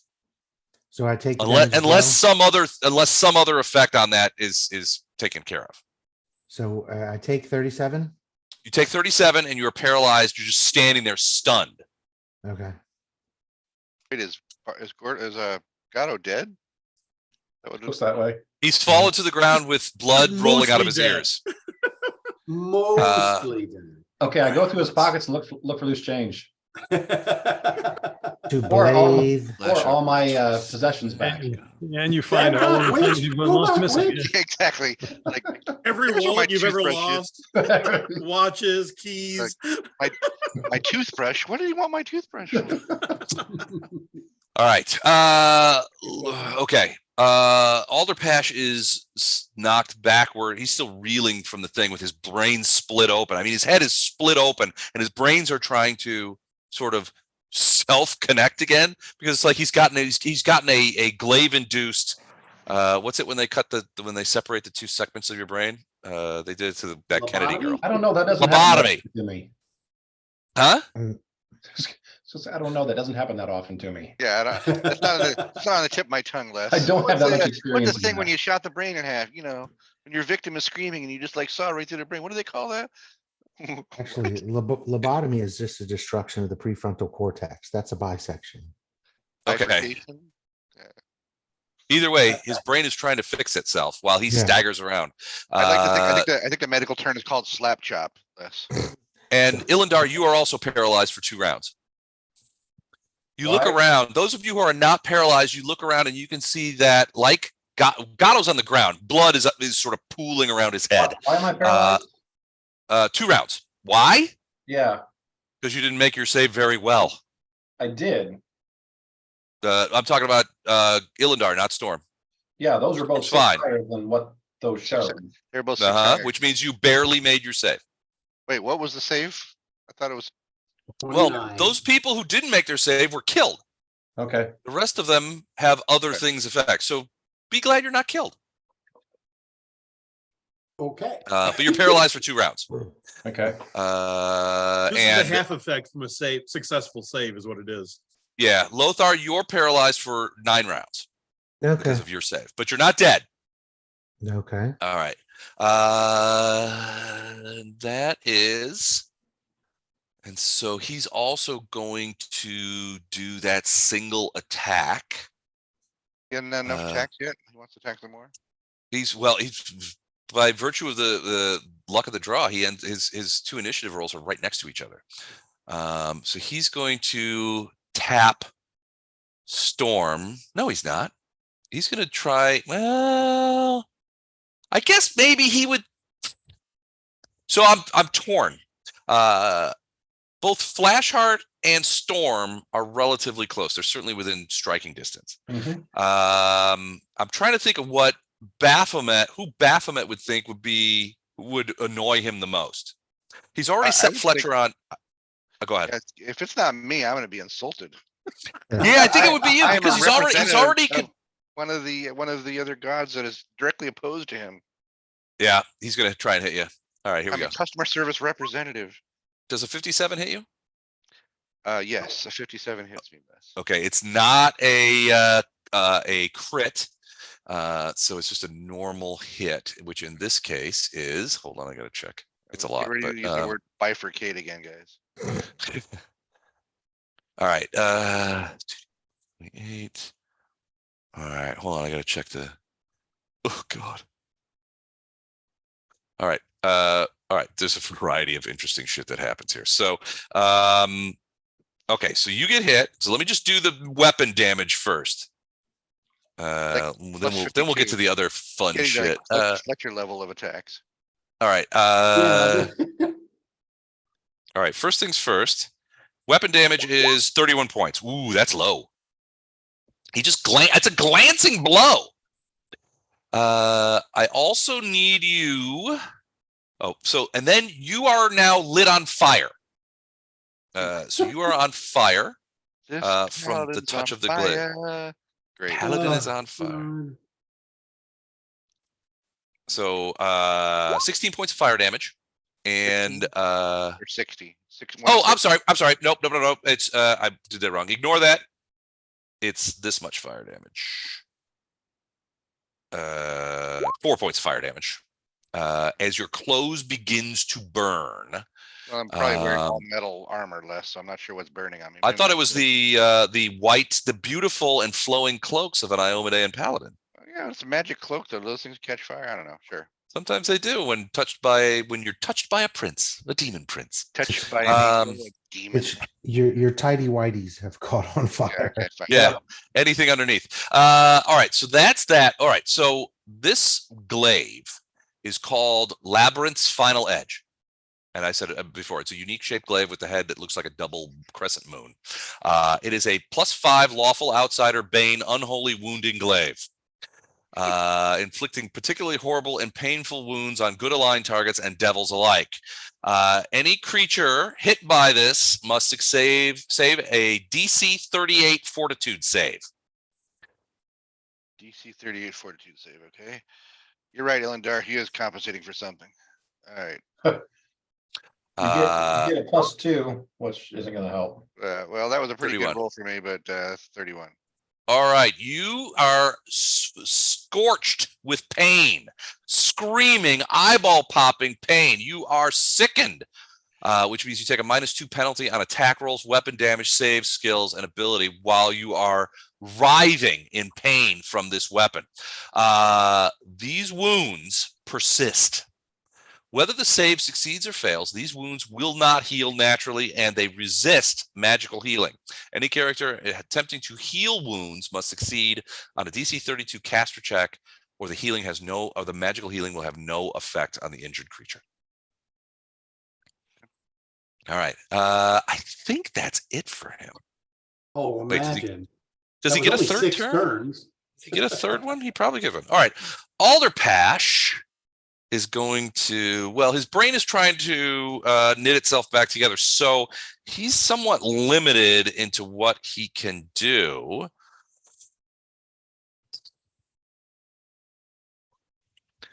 But you see him, okay, you see him speaking words, and he's like, and you could so you guys look over to him and you see him, and you can see his head is sort of split open and this weird sort of cranial pus is pouring out and he's covered with it, and it's just this like sticky amber sort of colored goo, and it's such a huge puddle of it in front of him. I mean, it's freaking repugnant, but you see him and it's sort of like he's drooling through, his little his thing, and his eyes are all white and yellow, and you can see him, and he's talking something like that. And then at some point he reaches the end of whatever incantation is going, and you hear sort of a, how do I describe it, a weird sort of sound in the distance that I mean, you're not sure, but it kind of sounds like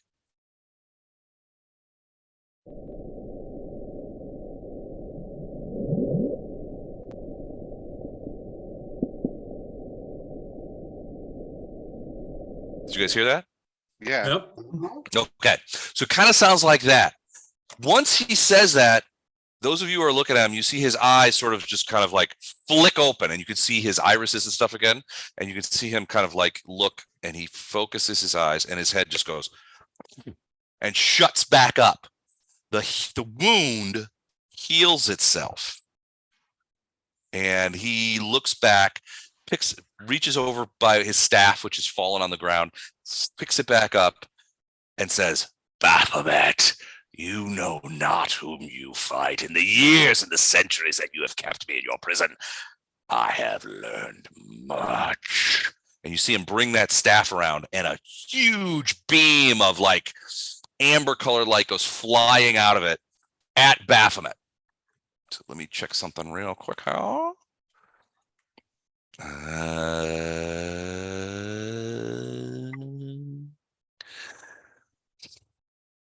All right, so range touch attack. Here we go. This is gonna be fun. That size should be like, his AC should be like -10. It should be like +20 to hit. Oh, he rolls a 41 range touch. So I'm just gonna tell you, his touch AC is 34. So as you see him, so he's pulling back his glaive, and he sees this bolt of energy come out of Alderpash, and he sort of raises his other hand, and he gets kind of like this face on him, and he sort of like throws his other hand at it. He knocks the beam away, so it sort of like shoots off out into infinity. But you can see that there is sort of like there's a disfigurement on his hand, like there's smoke coming off of it and that kind of thing. And it's done some damage to his hand, and he doesn't look angry or injured. He looks at Alderpash like he's disappointed. Like, really? And I'm going to take off the damage. Hold on, let me go ahead and take off the damage. Yeah, there's no to health Alderpash. bar on this giant. Yeah. Oh, if you want me to go ahead and you want me to put the health bar on? It would just Yes, make I me could. feel better. Just make it Would it be in 80,000. this Because it means size, that we can you, see you all are kinds. admitting we can do damage to it. All right. Health bar should be up. Ooh. So I'm gonna take Alder. No. I haven't taken off Alder Pash's damage yet. That represents him being already injured. Oh. Alder Pash's damage. Hold on. Let me roll this. So it's. Let me see. It's complicated. It's not complicated. You're not going to move the health bar now, It's not. at all. Right. Well, no. I mean, it might. I mean, it'll move it a little bit, not a ton. So just move it a little bit. So the damage is 65. Oh, and they're 65 oh looks shit. like. Hold on. He's immune to. Ooh. Never mind. So Alderpash would cast a spell at Baphomet that he knows Baphomet's immune to. Well, apparently he didn't know that it was immune to it. Nice. All right. Alderpash, you nitwit. Well, Alderpash did something else. Obviously, he was able to. I mean, so remember that the wounds are cannot be healed by natural means. So Alderpash did something. You guys heard that crazy noise in the distance. Something big happened. That noise was like something massive in the distance moving through something. And Alderpash is now back. He's still wounded. But he is able to move now and do the things that he does. All right. Oh. Bardos. I'm gonna I'm gonna move a little bit, do a dispel magic greater On everybody around me, basically, to try to fix all the shit that just happened. Okay.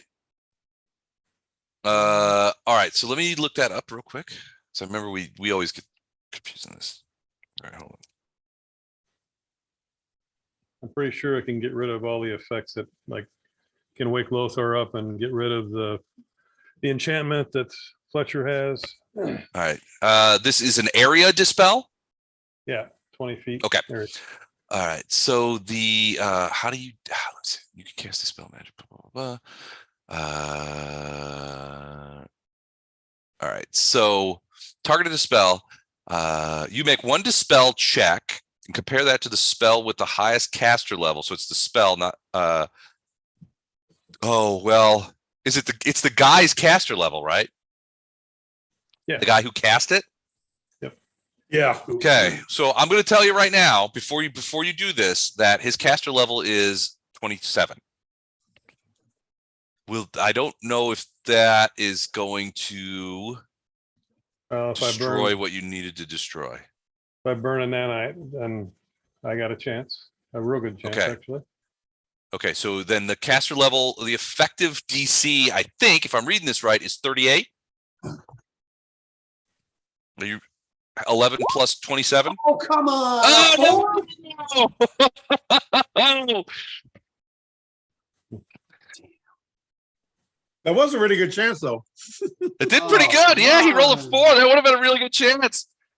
Oh, man, that's brutal. That's absolutely brutal. That is brutal. Sorry, Bardos. You're not So really that's- sorry. Don't say it if you don't mean it. Use a hero point. Yeah. Ay, caramba. Anything else you want to do? Nope. Okay. You want to move at all, or I did already. okay? Ilindar and Storm in this case. So, Ilindar, give me a quick sense motive check. I don't think I'm that kind of a summoner. Just give me one. Or well, Storm could do it too. Can Storm sense motive? How about that? Natural 20 sense motive. Yeah, Good you're point, Zol. looking at everything going on around you, and I'd you rather realize have Gordon do the natural 20. that Yeah.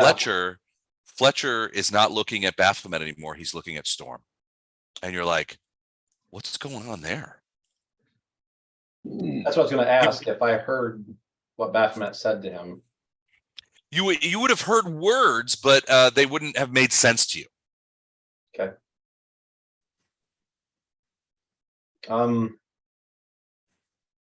So he's concerned, but the plan always was to wait for Smite Evil and then engage. So I think I'm going to delay until after Flash Art. Okay. Lothar, you are paralyzed, yes? Yep. Okay. Hold on a second. You were paralyzed for 9. Now it's at 8. Hold on a second. I'm sending you a message. Okay.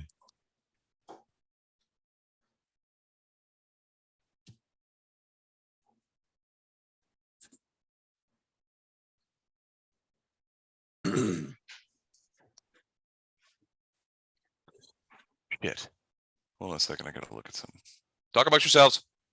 Yeah, your fook is not much of a message. I appreciate the sending, but Well, Erastil says he can probably save the rest of them, but yeah, but he's pretty sure you're he fucked. said it's gonna probably You're save me, fucked. but he's pretty sure you're fooked.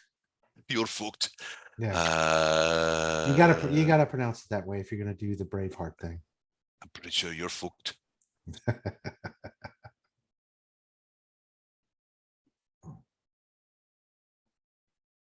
My island. I've come here to save my island. Okay, hold on.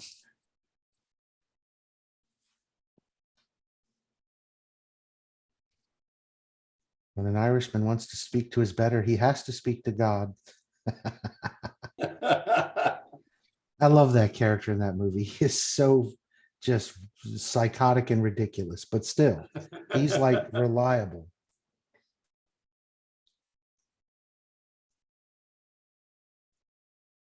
God says, quit stalling and answer the fucking question. I'm working on it. If I fight with you, do I get to kill the English? I remember that point, that one where he kind of like rolls up and he's got the deer antler and he rolls up on Gibson and there and everybody's like, the fuck did this guy come from? All right. All right. I sent you a message. I got it. I'll respond here shortly as soon as I figure out how to do that again. Cool. /W and then DM or my name or whatever. Or World's Okayest. Flashheart, you are up. All right, what's my status? As I recall, I was sickened. You're I remember I sickened, thought my right? So mercy minus was on pretty much everything. I was trying to remember. I thought my mercy was against sickening, but now I can't find it on my character sheet. So, I'm not gonna but anyway, so minus what's my whatever. -2 on pretty much everything. But I Pretty can sure cast, you were immune to sicken, Matt. I remember that from several times. yeah, I remember Les dressed me down when I have. I don't think he's immune. I think his lay on hands. Yeah, it's a lay on hands. Well, whatever. No, it's a mercy. It's a It's a mercy. mercy. Heals it, I don't And that's a think, swift action if you do it on yourself. Les, can I do it on myself? Of course. I've been doing it on myself since 7th yeah. grade. Place some Every time I- hands on yourself. Go ahead. Touch myself. Okay. All right. So Gotten really good at it too. phrasing, maybe I don't know. It's all on tape. All right. I'm gonna touch myself and get rid of that and give myself. All right, so you are now not sickened. By the way, And you we heal talked yourself about too. videos. Yeah. So I mentioned earlier that just as a side note, we there's no way we can monetize things. We have a few watches of every video, less than a half dozen usually, a couple of likes sometimes, that kind of stuff. I got some guy reached out to left a couple of comments on like one of our videos, and it was like, you really need to fix the audio on this. I'm like, what? And he's like, yeah, you should really plan it out better. And there was other things. I'm like, fuck is this guy? I'm just like, I'm just, at first I was like, Planning. do I need to reply to this guy and tell him that this is not a thing for us? We're not doing this isn't a show. This isn't for money. Yeah, this isn't a show. I'm not Matt Colville and or Matt Mercer, and these guys certainly are not those guys. But I don't know. He was I was going to reply something like "fuck you, dude," but then I thought, you know what? It's probably just some guy who's trying to be helpful. So I just deleted the comments and didn't say anything. But it was I was surprised that, and then that I was just like, people on the internet are weird. Anyway, I'm sorry. I just had to relate that to you guys. Thank you, Captain Obvious. So Matt, when you did the Thank lay you. on hands, did you already roll the healing amount and heal yourself? No, I was just trying to remember. I went to level 15, so I was trying to see what I Probably 8d6. Well, now wait a second. He has to make because he's been hit by the glaive. Those wounds defy magical healing. So he has to make basically a DC check. Let me check exactly because I So don't want to roll screw and this add up. your add 15. roll a what? 20. D20 plus 15 and hope you get like Yeah, you 20. have to beat. Hold on. You have to beat a DC 32 caster check. With a plus 15, Yeah, D20 plus 15 and no bonuses. yeah, you got have like a 17 or better. No. That's not Nope. it. So That's better than no a healing. 17. All right. And will that be for any spell I cast or just when I'm healing my spell? Just when you try to heal yourself.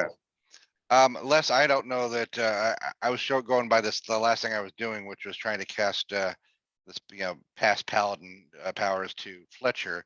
But will I have noticed any sort of ruckus over there that he's not right in the head? Give me a sense motive check. All right. Do I have Fletcher's it? never been right in the I was head. about to say. It- That never bothered you before. Yeah, this is not a thing. It's just he's more less right in the head than he normally is. Les? 19. Sense motive. Yeah, you have no idea. You're busy getting hit in the head by a demon prince's glaive. You got bigger Yep. fish to fry right now than what Fletcher's I doing. wonder if you cast that on him, does he get another save? I don't know. Does Because he would now have your paladin abilities and stuff. well, we're about to find out because I'm going to cast it on him. So then let's. Okay. I'm going to call my dungeon attorney 1-800-GATO. 1-800 It's Gato. Yeah, offices in Dresden and Alucinera. Alucinera. Yeah, bail bondsman and attorney at law. It's all good, man. All right. All right, so what do I need you to did, cast the a healing spell? didn't work. What do you need to cast a spell? Well, you can cast a spell. Same spell I was going to cast. Well, I don't know what spell you were going to cast. What were we going to I spell? told you that was the bestow grace of the champion. Okay, yeah, you can still do that. But you did not get any healing back, but you could still cast that spell. What remind me what CRT is? Critical range touch or no? Critical CRT. race What are you theory? talking about? Uh-oh. They're teaching it to second graders now. Creature. Not in Florida, they're not. So where are you seeing CRT? Are you talking It says one CMB? lawful. Well, mine says one lawful CRT touched. Creature. Creature. Touch. Okay. Yeah. Okay. Crit touched. Okay. One Crit him put to get one a touch, one okay. put him on gender studies teacher at the University of Texas at Dallas. Which means it sounds like I have to go touch him, right? Yeah, you got to touch him. I just touched myself, so I'm a pro at it. So I will now touch Fletcher. All right. I So choose you you, Pikachu. So you run over there. Tell me the name of that spell is again. That is bestow grace, whatever. Let me look it up. Bestow grace of the Grace of the champion. champion. Yeah, champion. That what I said. Oh, this is a conundrum. Basically, he's kind of making me a mini paladin. Kind of. Yeah, but with a Glabrezu arm. I'll which say, no paladin's ever had. That spell probably burns Fletcher. I totally had. He's this not, well, spell no, handy he's because I not was gonna cast evil. it on, You know, I He was gonna hasn't try to changed cast it on- alignment. yeah. Well, it doesn't even say he has to be good. It just says he has to be lawful, right? Are you lawful, Fletcher? I am not lawful. No, it's Oh, he's not right. lawful. Does the Uh-oh. creature have to be Well, lawful? Well, that's what I'm saying. Doesn't it have to be lawful. I mean, look at this. It says You target channel the is a power of lawful you. good Well, you're creature channeling the power of good and law into your target, temporarily giving it powers. He would have Yeah, known oh, that Fletcher target. wasn't It lawful. says lawful good creature touched. Yeah. Oh, yeah, you known wouldn't do he that to wasn't him lawful. anyway. you would have known. Yeah, I Alright. think it's obvious to everybody that he's never been lawful or good. Barbarians can't be For the most lawful, part. Matt. All right. That's good true. to know. Yeah, we Sorry. did something else. Well, I Use went it on out Gatto. lawful. Yeah, Gato's not lawful. we're good. We're good. All right. Who else would I cast it on here? That's Or just don't cast that Bardos? spell. Do Yeah. something different. Don't cast that spell. okay. Well, I can also just hit the stupid thing and you get one hit in before we get TPK'd here. Form a link with one creature or take damage. This Do is your looking Smite awful. Evil do your Smite Evil burst. Yeah. That's what I will do. And give it to everyone within the right there. Yep, right here. All right, so Do I'm my going Smite to Evil tell you, Burst right here, buddy. you're going to smite evil burst. Okay, you're going to give everybody smite evil. You get Smite Yep. Evil. Everybody look under their chairs. You get a Smite Evil. All right, You get a Smite Evil. so Even who's Bardos getting it? gets I guess Smite Evil. Storm, Illendar, Fletcher, Bardos. Lothar. Lothar's out of the picture. Bardos gets it though. He's gonna have like holy nanites coming out of his Holy nanites. borders. Holy nanites, Batman. Yeah, Lothar is way down here. I assume there's no reason to give it to Runelord because you'd be No. like, why are you trying to drain my skill with your weak ass Smite Evil? I just glued my hair together back with my mind.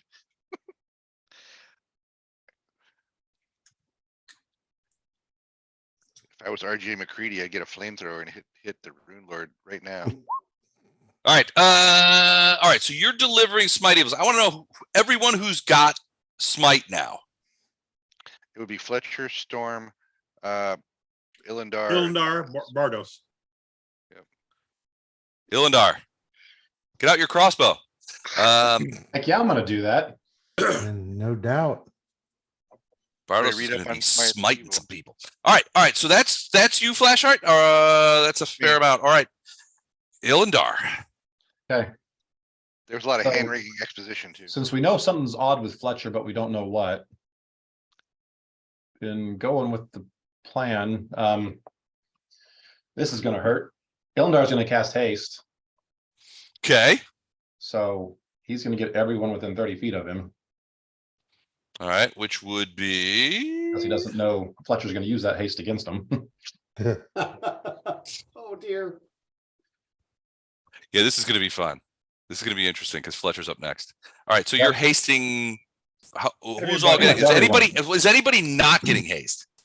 Gatto's I'm getting- dead Besides really Gatto.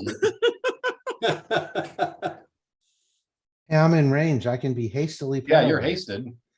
Yay. You can't do anything for a couple rounds, but once you can do stuff, you can do it really fast. Well, we'll see about that. So that's what Illendar's doing. Storm. It's gonna follow. the Storm has plan. to use a Smite Evil this round. Yeah. Storm's charging.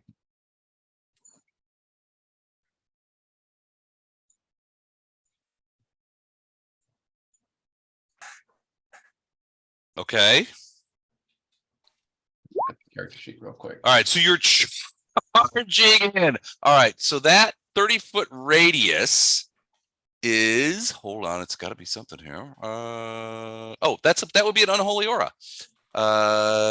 So as you scoot in there, are you a good creature? Yep. Cool. Oh God, look at all that. Okay. All right. Go for it, dude. So are you attacking? Oh yeah. Okay. And so because of heroism and smite and haste, Uh-huh. all these, it's gonna be 12 higher than what the maximum was. Okay.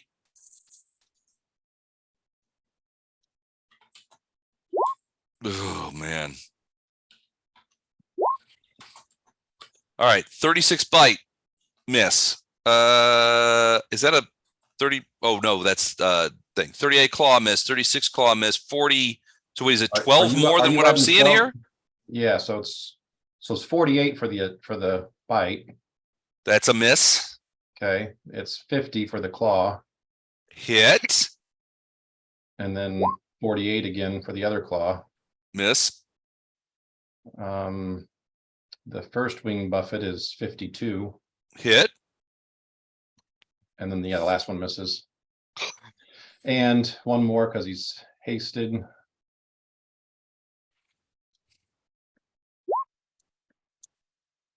Natural 20. 58.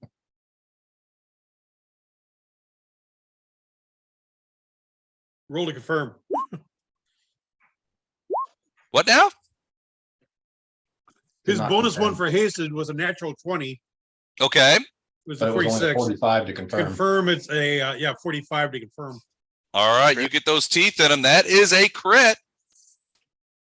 You critted Baphomet. Instant one death, does. instant death. He does not like that. That's the damage from blasphemy. Does the stone skin affect that damage? It's a spell, I'd think not. It's a spell. Yeah, no, Yeah. we'll go right Yeah. past that. Stone skin is just for physical damage. Okay, so back up to the top. All right. So you had 3 hits, I think. No, only, oh yeah, 3 hits, and yeah, the last one was a crit. The last one was a crit. So two straights and a crit. So so the first one was 36 and 7 is 43, 43, 53. So 57 for the first bite. 57. Okay. And then, so 33, I want to know if the 45 tripped him. 43, yeah, 43. It did not. Sadly, you'd be ashamed to see what his CMD is. So, It's so it's 47, insane. 47 for the next one. Okay. And then the crit was 29 and 9, so 38, 48, 52 would be 104 for the crit. See, if we had just left when we were asked, What'd you say? 104 for the crit? Yeah. Okay, hold on a sec. All right, let me tally that up.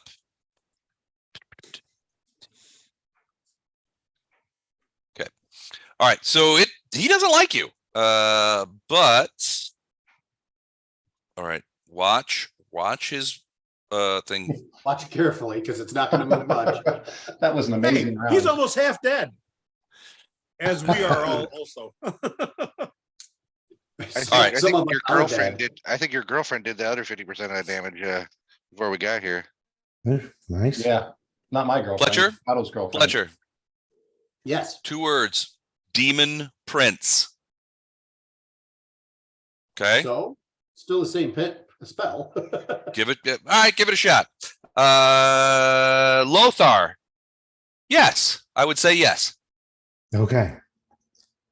Where I'm standing as a swift action, since I am now able to act, I'm going to burst. Okay. Well, if you want.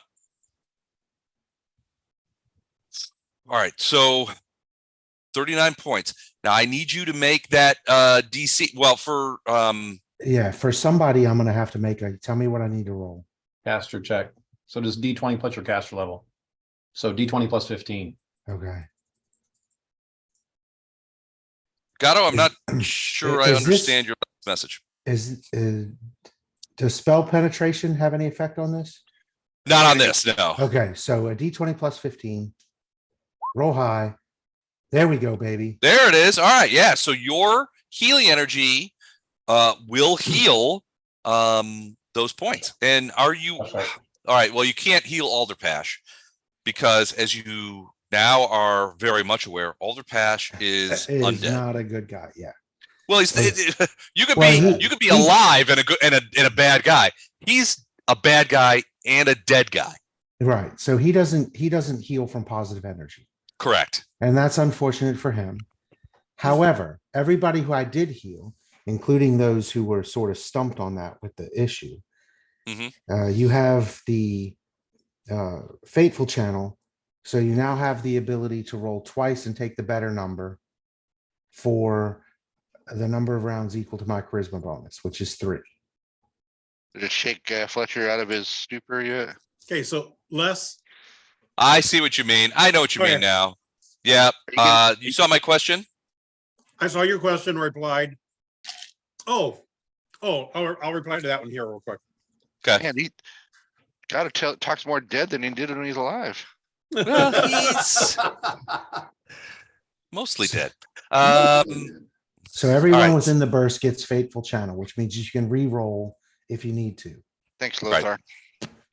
Yes, You thank guys you. will definitely need to re-roll here. Yeah, the people who were stricken that you had to roll to heal, you got healed anyway. So 39 points. That was a swift action. Yeah. Okay. Then let's see here. Hang on a sec. I need to figure out my movement. If you attack Baphomet right now, you end up with a +7 AC. Yeah, I get that, but I'm not sure that's the best thing for me to do. Okay. So 30 feet there. 50 feet to storm. This is Got it. It's a 20-foot radius burst. So I'm going to move my full movement to here. Okay. And then yeah, I'm going to fire arrows from the bow of Erastil at bad guy. At Baphomet? Yeah. Think it's wise at this point, or Well, at this point, I can't do what I Don't wanted listen to do. him. Don't listen No, to no. him. He's not can't- joining his side. No, I you can't. mean do like what- you did? I can't do what I wanted to do because it won't help storm. So I'm going to do my ranged attacks. 27 and +7, +7. so that'd be and 34. 16 +7, and they are against touch AC. First one will hit, second one will miss. He's got a touch AC of 34. All you need Okay. is 1 to hit. So the first one hits for 19 points of damage. Nope. Okay. 19 + 14. Oh, I'm sorry. Oh, because of the smite, yeah. Right, Smite. because of the smite. 19 plus Jerks. 14. Bunch of jerks. And the second one misses. All right, so 19 plus 14 is 33. Mhm. Okay, here we go. All right. So that I chipped his toenail. Well, so the first one hits him and sort of slams in his chest, and he looks down. And the next one that's coming, you see him, and this is, I mean, you've never seen anybody there, but as the arrow is flying, he sort of like slaps it away with that one hand. Right. That one that he sort of batted away Alder Patch's thing with, he does the Yeah. same thing. And this time, you don't think that it injured him at all. No, but the first one hit him. Mhm. Yeah. So take that from Erastil, you big horn dumbass. Hold on, I gotta type that. No, that's not worth typing. That's not not. at It's all. not worth typing. All No, right. it's not. Okay. All right. Hey, Is Les, I that- sent you a message too when you get a chance. it for you?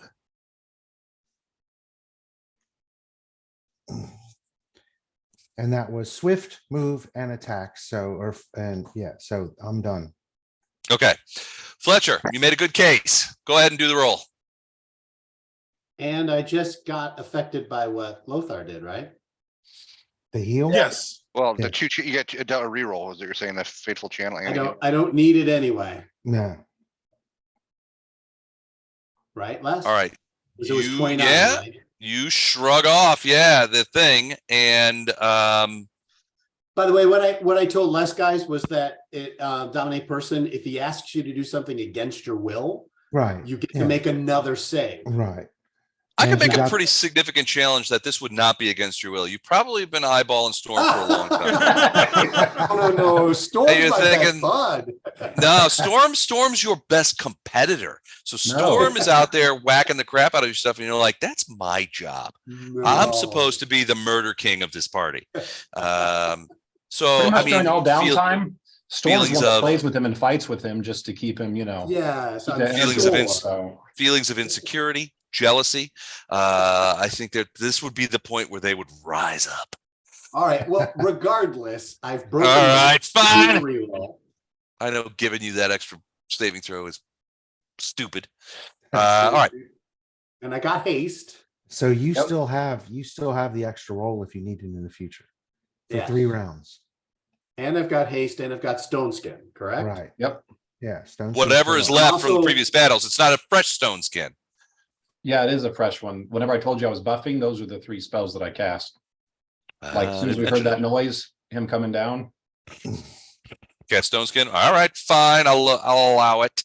Bunch of cheaters. So yeah, Fletcher, you got to charge though. You got to attack. You got to use it this round. Yeah.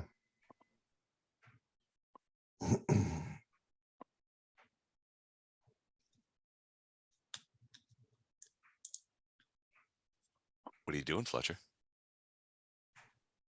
You gonna run in there? All right, so he's looking around and he does not see a lot of good stuff. Okay. All right. So where? Show me where you're dropping it. All right, so his thought is he's got a 180-foot charge, so he'll obviously Okay. make it. Well, let's see. The scale is so weird here. He'll make it. 120 actually if he's flying. If he's running, it's 180. If he's flying, it's 120. Okay. And he's going to activate lightning and the whole Oh, kilowatts and everything else. shit. I got to roll it back a little bit. Unholy Aura. A good creature that succeeds in a melee attack against a warded creature takes 1d6 points of strength damage. Fort negates. You hit him. Is Storm a good creature? Yes. Of course. All right. Then I need you to make a fortitude save thought against Storm was Unholy neutral. Aura, and that's DC 30. Okay. Ouch. This number, because of smite and heroism, is going to be 11 higher than what it says. Okay. You need DC 30, otherwise you lose D6 strength. Ouch, that was a Shit. sucky roll. Roll a 23. 2. Nope. So yeah. Wait, what? You were in the burst, so you can re-roll it. Oh, Oh, crap. yeah. Mine's a sucky roll too. So you lose 1 point of Oh, he strength. can Actually, no, re-roll I'm it. gonna let that go because she's got an odd strength right now. So I'm gonna Yeah. save that reroll. So Okay. That doesn't affect That me doesn't matter. just yet. All right. Sorry. Fletcher, go ahead. Where All right. where are you enacting your order? Okay. So you're running in there. You're in the Unholy Aura. Flying.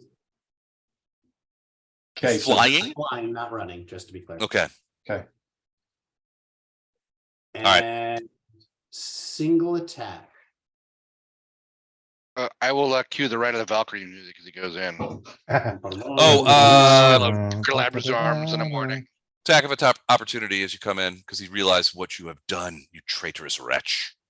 Didn't he take that That's against pretend it Illimdar does. or Well, Storm? Yeah, that'll hit. yeah, he would have taken that against Storm. Well, it's a potential crit. 61 hit you? Yes. Okay, that's a crit. We'll get to that. Go ahead and do your attack. He did not take it against Storm. Do your little thing. What pluses do I get for the Smite Evil? Plus 7 to You're- attack, plus 7 to AC, and plus 14 to damage. So +7 on attack. Mm-hmm. Okay. And then +2 for charging. There we go. And then you got +1 for haste.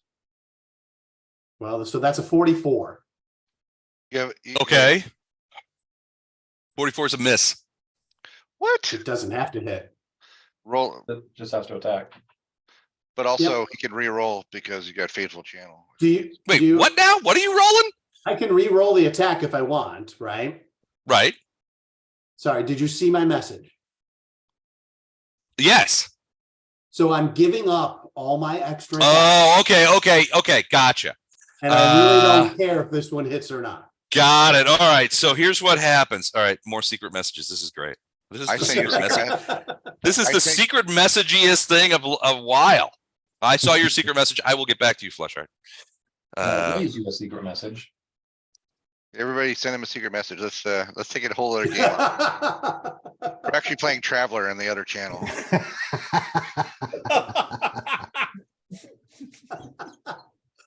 They'll never know that I shot my ray gun. Pew pew. Don, we missed you last week at Traveler. Sorry. He was just invisible What was I Okay. doing? Like he always You is. were and you were useless. hiding out. You were hiding out when the rest of us were when Eric got us all killed. I mean, when Eric Oh, yeah, yeah. chose chose I All right, didn't go with your superior suicide attack force. is what I did. Yes, exactly. All right, Storm, I need a perception check.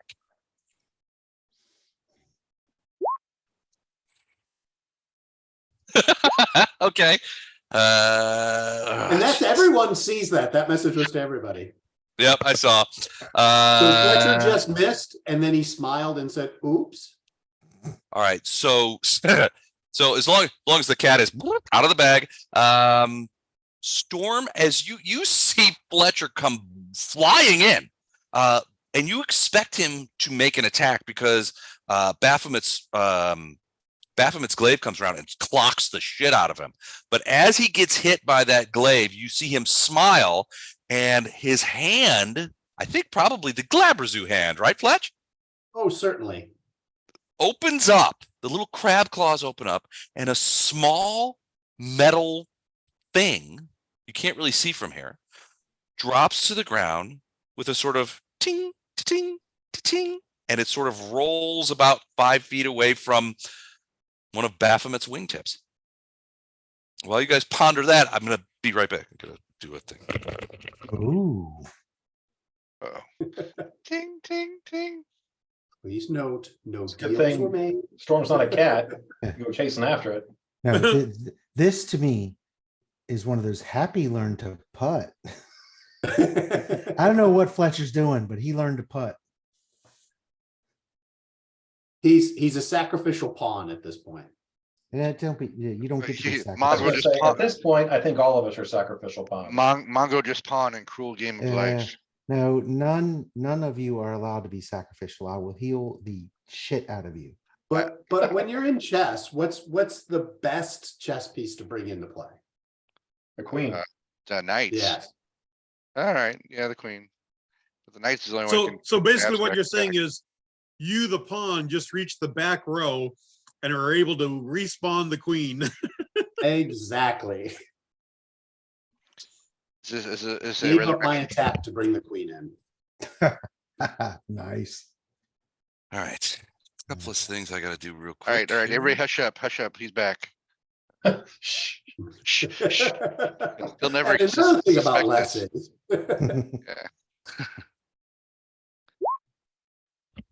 All right. Gato, did you see that? Yep. All right. Bye-bye. Okay, so that's Fletch. All right, so let's do this. So the crit from Baphomet is something called crushed intestines, which target nice. suffers max plus bonus and 1d2 con bleed. Thanks. So Okay. you get mashed. He basically just knocks you. The glaive hits you in the abdomen and knocks you out of the sky, and you hit the ground as hard as you have ever hit the anything. groin shot is what happened. Groin, Yeah. shot to the groin. All right, so You done let's just pooped yourself. see. This is going to be. This may be the first time that you've faced Fletcher level damage to yourself. Much Boo. deserved, I must say. You Weenus. bastard. All right, so it's going to be. Well, it's triple. So I hate doing this, man. Wait, you said max plus bonus, not triple. Yeah, well, the bonus is the fun part. So here's the bonus. There we go. All right. So let me do that. That's yeah. That's right. Okay. And then fire. So let's just go ahead and roll Fire? that. Wow. Oh yeah. 6 points. Are you immune to fire or anything like that? I'm not. I'm immune to poison, but not fire. Okay. And then the con bleed, which is going to be half of this. So 1 point of con. So you take 1 point of con bleed, and that's going to be every round. You will lose a point of constitution until you and it was only die. 42 points? Oh no, I haven't even got there yet. Oh. So it's a total of 120 weapon damage points. So you'll die long Plus- before your con reaches 0. plus 6 fire. So 126 weapon 120 weapon damage, 6 fire, and 1 con bleed. So and you also, if you lose, when you lose that point of con, you also have to take off whatever hit points are associated with that constitution point. Right. All right. That's round 1. I'm still standing. Yeah, yeah, yeah. All right.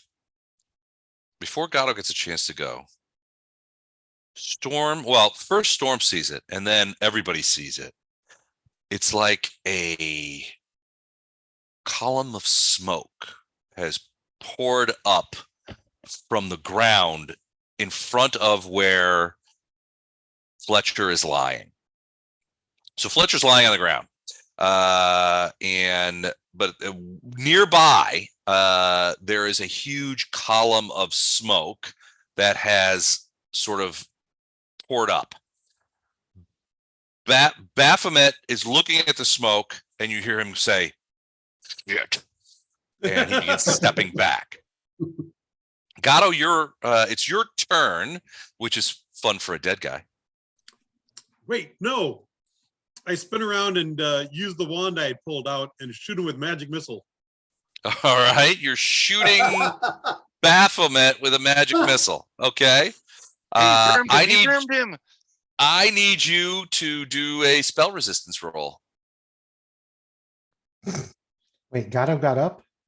Gatto got up. Well, I was still laying down, but I turned and shot my wand at him. Yeah, he's shooting from a prone position. No, it's It's a all magic good. missile. He could be shooting from the opposite direction and still hit. Yeah. There's still a fair amount of blood coming out of his ears, though. I So- think we've just determined he's undead now. Alder Patch is like, "Welcome to the club." So it's a D20 plus spell level Sure. plus 10. No, D20 plus your caster level.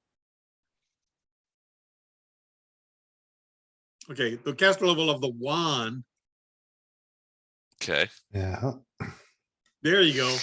not even close. So these magic missiles, they just vaporize before they even touch them. They just sort of like wipe out. But you guys see, Still did something. so you guys see Gatto like laying on the ground. He's got a wand and he's like, pew, pew, pew, pew.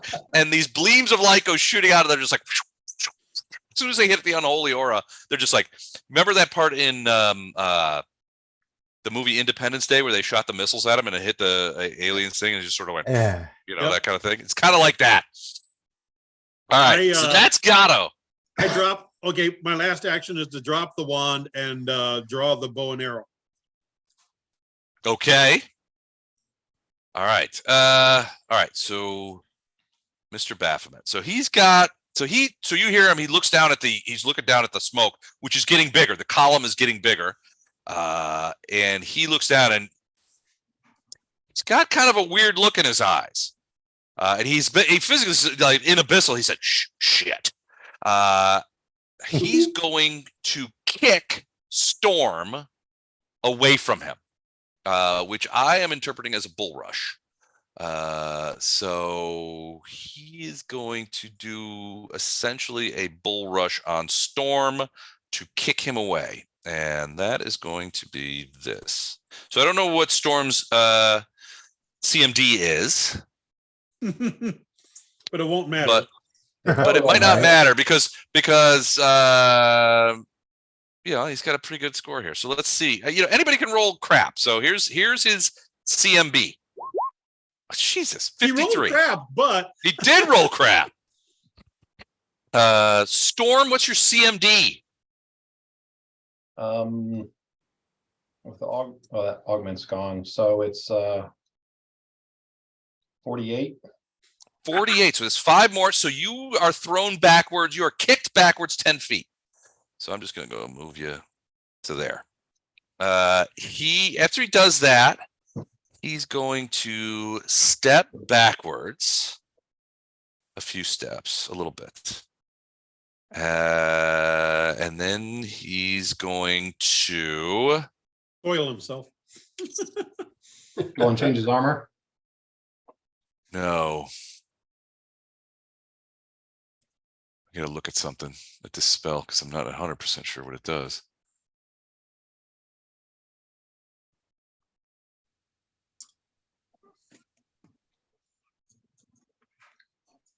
He reaches, so all right. So he reaches out towards, sort of towards Fletcher, but it's not at Fletcher, it's at the smoke. And you can see him, his hand reaches out and his hand kind of turns into a finger, one long clawed finger with a, you know, the French cuff shirt sort of at the thing and the, you know, pentagram cufflinks sort of sticking out. And he's like, be gone, bitch, and touches the smoke. The smoke sort of swirls around a little bit. And let's just hold on a second. See if this works. She's gonna do that. What is? Oh boy, this is gonna be interesting. All right, hold on. Let me check that. All right, she's gonna. Wow. All right. Hold on a second. I don't think that this is going to be a problem. Isn't it kind of funny? It's like we're hearing two sides of the same conversation. Yep. Okay. All right. So you see as he goes, be gone, bitch. And you see him sort of touch the smoke. The smoke sort of rears away and swirls around his hand.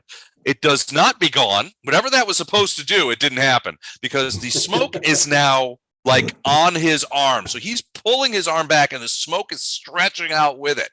And the smoke begins moving forward to him at a really fast amount of speed. He takes his other, well, he's got his other hand has the thing in it. So he sort of passes his glaive through the smoke, but it's smoke. So it just passes through.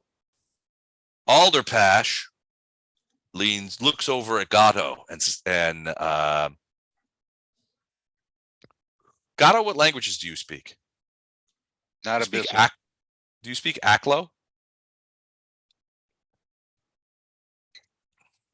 So let me, no. Elven, Halfling, Undercommon, and High Drow. And High Drow? Illindar's been teaching me. Mhm. You gotta. Alderpash. Friday On the lesson. side. I asked him Who to. else? Everybody let me know if you speak Elvish.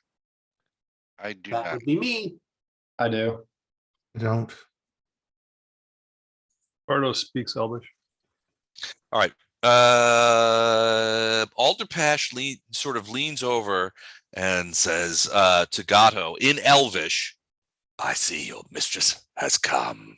Excellent. And then he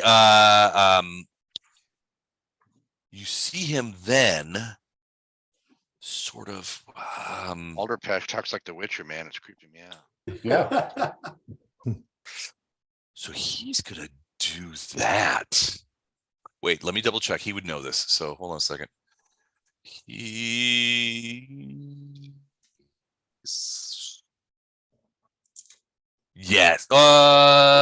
Yes. Okay.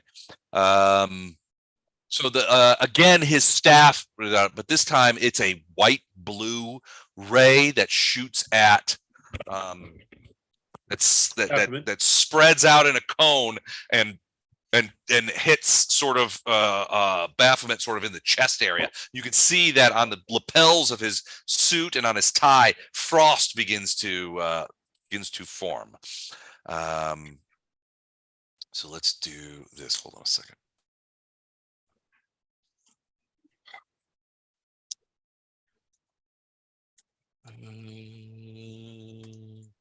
All right, so it is. What's his DC? What's his character? What's his caster level? Shit. Okay. All right. So this thing hits. This thing hits Baphomet with some sort of coldness. You're not sure what's going on there, but frost begins to spread and crackling goes. You know, the crackling of it. It's like he's been dipped in liquid hydrogen. Baphomet looks annoyed, but He doesn't pay attention to it. Okay. Okay. All right. Alderpash is like, ha ha. You will see hell sooner than me, Lord Baphomet. And you see Baphomet's hit points still going on a little bit as the cold gets in his beard and that kind of stuff. A feeling of cold drops down on you and then immediately dissipates due to the nature of this place. Bardos, you are up. So what do you have to do to activate the paladin thing? I don't You have to usually- act this round to smite him. You have to attack Baphomet this round. Is Just it gotta attack. Attack him. has to be Yep. melee attack though? Has to be a Yeah. melee No, attack just any attack. or range. Any attack. Ranged is fine. Yeah. But like magic missile wouldn't work. That's I think that would work. That would be a DM. I would allow that. Yeah, I think that would work. It's an attack. It's a direct attack, a physical attack of sorts. I would allow it. right. Well, I'm going to do that, so I have that because I don't have much else I can do. Let's see. I never do this, so let me see here. 5 missiles. So he gets SR against it. Yeah, so you have to roll to try to beat his SR. Yep. And that is me plus my spell level, right? Unless you have Yep. spell penetration, then you get an extra +2 Oh, yeah, or +4 dude. or something. Yes. But you do have that bonus from Lothar on reroll. Yeah, but Smite Evil doesn't change that any.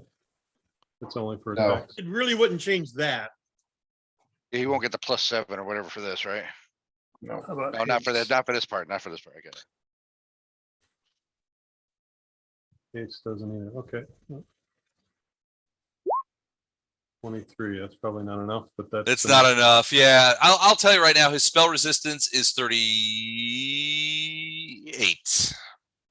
But I do have Smite, even though I missed, right? As long as I Yeah. Yeah, you still. Yeah, it still works. Yeah, It's active on you. Yeah. You've enacted an attack. So yeah, so you still have the smite. You have it until one of you, two of you die. Yeah, Yeah. you can also re-roll that with the fateful channel that you got if you think you have a better shot. No, I'd say that for magic missile spell. Yeah, Magic missile's not gonna make a bit of difference, but he might be able to do some other spell that would greatly benefit from Yeah. a I reroll. just But wanna- wouldn't that be the Sorry, greatest really- firm ever of killing a demon If prince? you actually use Magic magic missile. missile to. It's double verm if you do that. Triple If verm. you do that on, If you- yeah, you can do that on Tell a, you what, if you Even more- manage that, I'll give $50 to St. Jude on your behalf. All Okay. right, I'm so gonna move Bardos, two you're turns. gonna move too? to there. Okay. Actually, you know That what? for you? I'm gonna go to the other side. Yep, that's it. Okay. Flash art. Message, I guess I haven't got a reply. Okay. Too busy chit chatting. Wait. I'm sorry. I've been doing so many messages. I never send messages. This is the one time.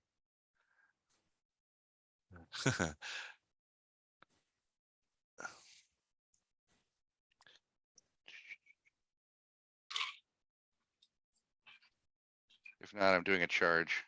If I think I can make it to him. I just disbelieve it's that far.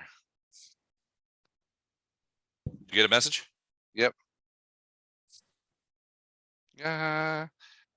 So with my heraldic powers, do I fly or anything else? No, nothing like that.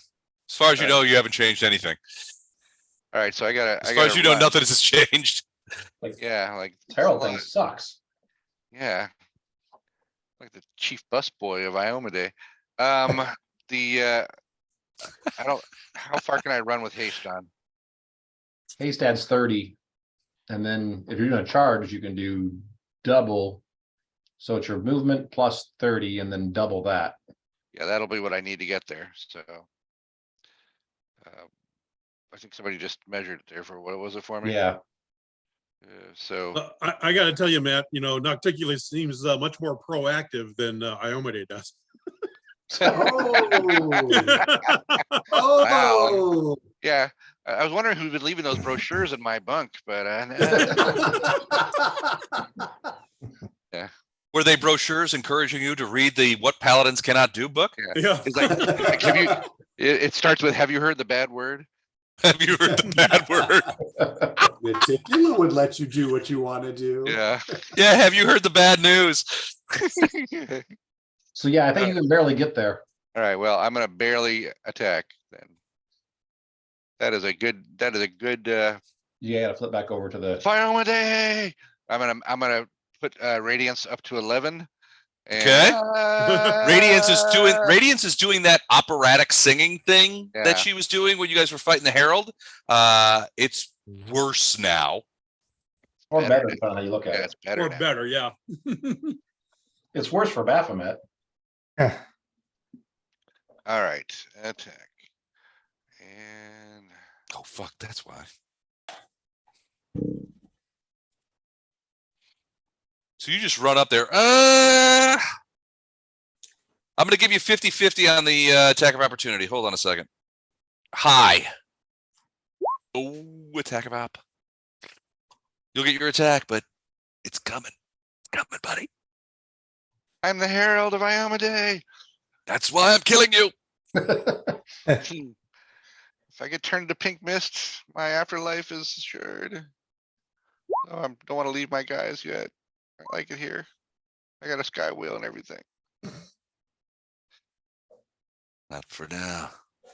How much damage was that? Or did you hit me? What was the Yeah, I hit you. So 56 hit you? hit? Yes. Well, I don't know. It hits me. I don't know if it hits the Herald, but it definitely hits me. Yeah, and it's the Herald too. So 40 points of weapon damage and 10 points of fire damage. All right, I can take that. So I will do that in a second. And now here's my attack.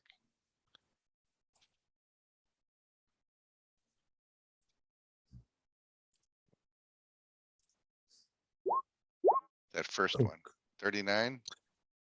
39. Is there any bonuses on that? Anything at all? A 7. Does that have your smite evil? Yeah, he's got smite, so that's +7. Oh. +7. So Oh, plus his AC 7, is yeah. 50. Nope. It's not quite. Haste would give you 1 too. But That they're was still. Charging wait. gives them 2. Yeah, charging gives you 2. So it's 41 plus 7 is 7, 8, 40. 9, 10, 11. It's plus 11 to that, so it would be right at 50. That's a hit. Radiance breaks into like the hardest part of Ride of the Valkyries. And is singing like crazy. She's loving this. And Paid for it. attacks. Yeah, and it plunges into thing. And for the first time, you hear Baphomet let out a yell as you. I mean, you're basically standing on his shoe. And you take Radiance and say, "By Iomedae, I must slay you!"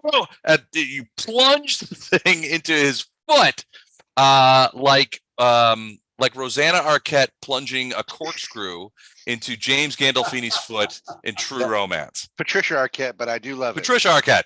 it. And Rosanna Arquette too. I'll watch her anytime.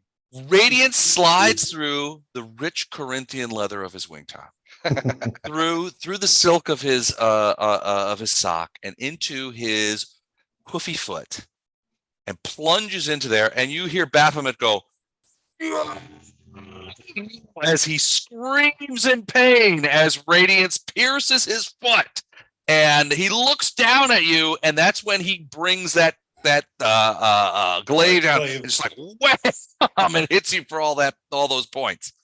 All right, so it reminds me I had to take those points off, so I just did. It was 50 plus 10. 40 points of weapon 40 damage plus 10. So, yeah, and okay, 10 so points of fire. I just took 50 off. Okay. Ignore Okay. ignore 10 of that for your stone Yeah, skin. you got Okay. yeah, stone skin, so 10. I'm back, baby. I got 50 points left.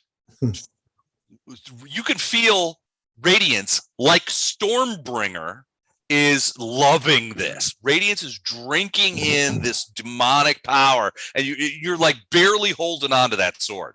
The sword, you think that Radiance has like extended itself into his foot, and he's just like, this sucks, that kind of thing. He is losing it over Radiance being stuck in him. Since you've already named a movie, I'm gonna do the Ramirez from Highlander. It hurts, yes. It hurts, yes. He's unintelligible. He's just like, ah, yelling and that kind of stuff. The smoke is pouring up his arm and getting on his shoulder, and he's trying to rock it off. He's hitting you with the thing.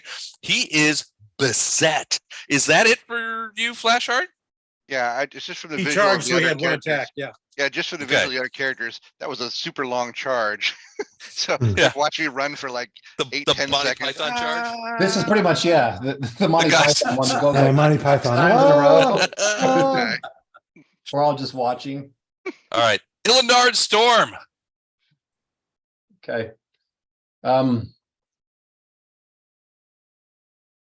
had Storm or I had Did you actually take damage off, Les? Of.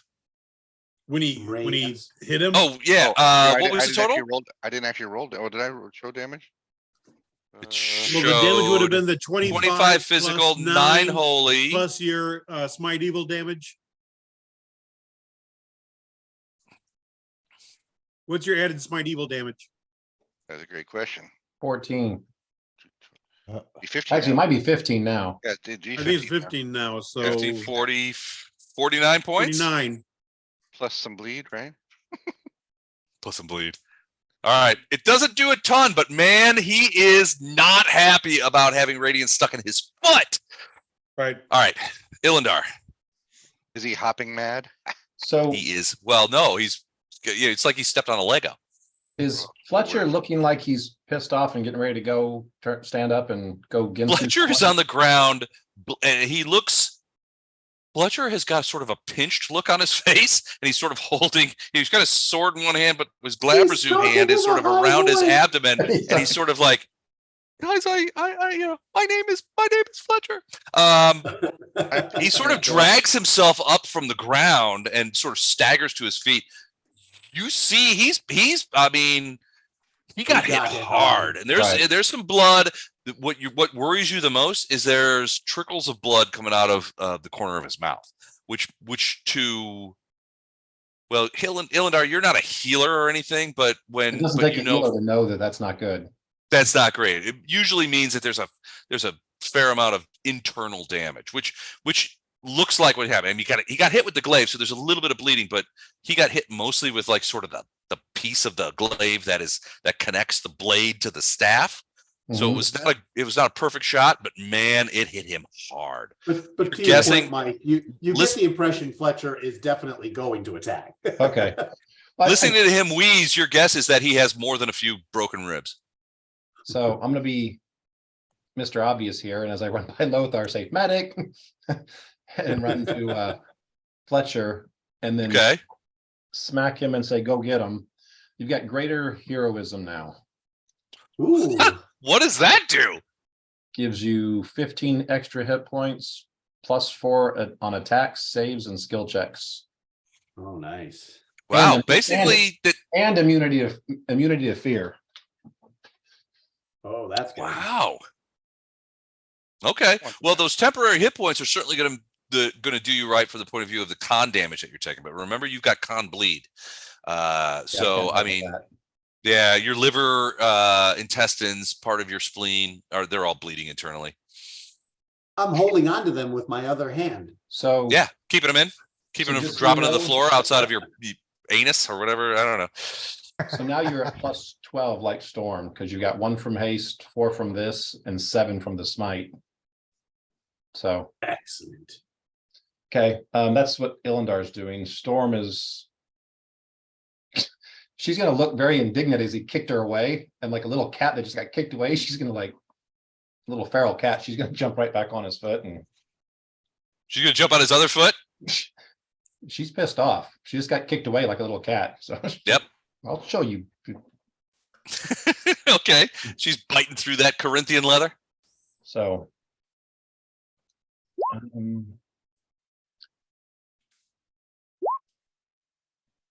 All right, let's have a look here. So what are the bonuses on there? So tell me the totals. It's 12 on all these.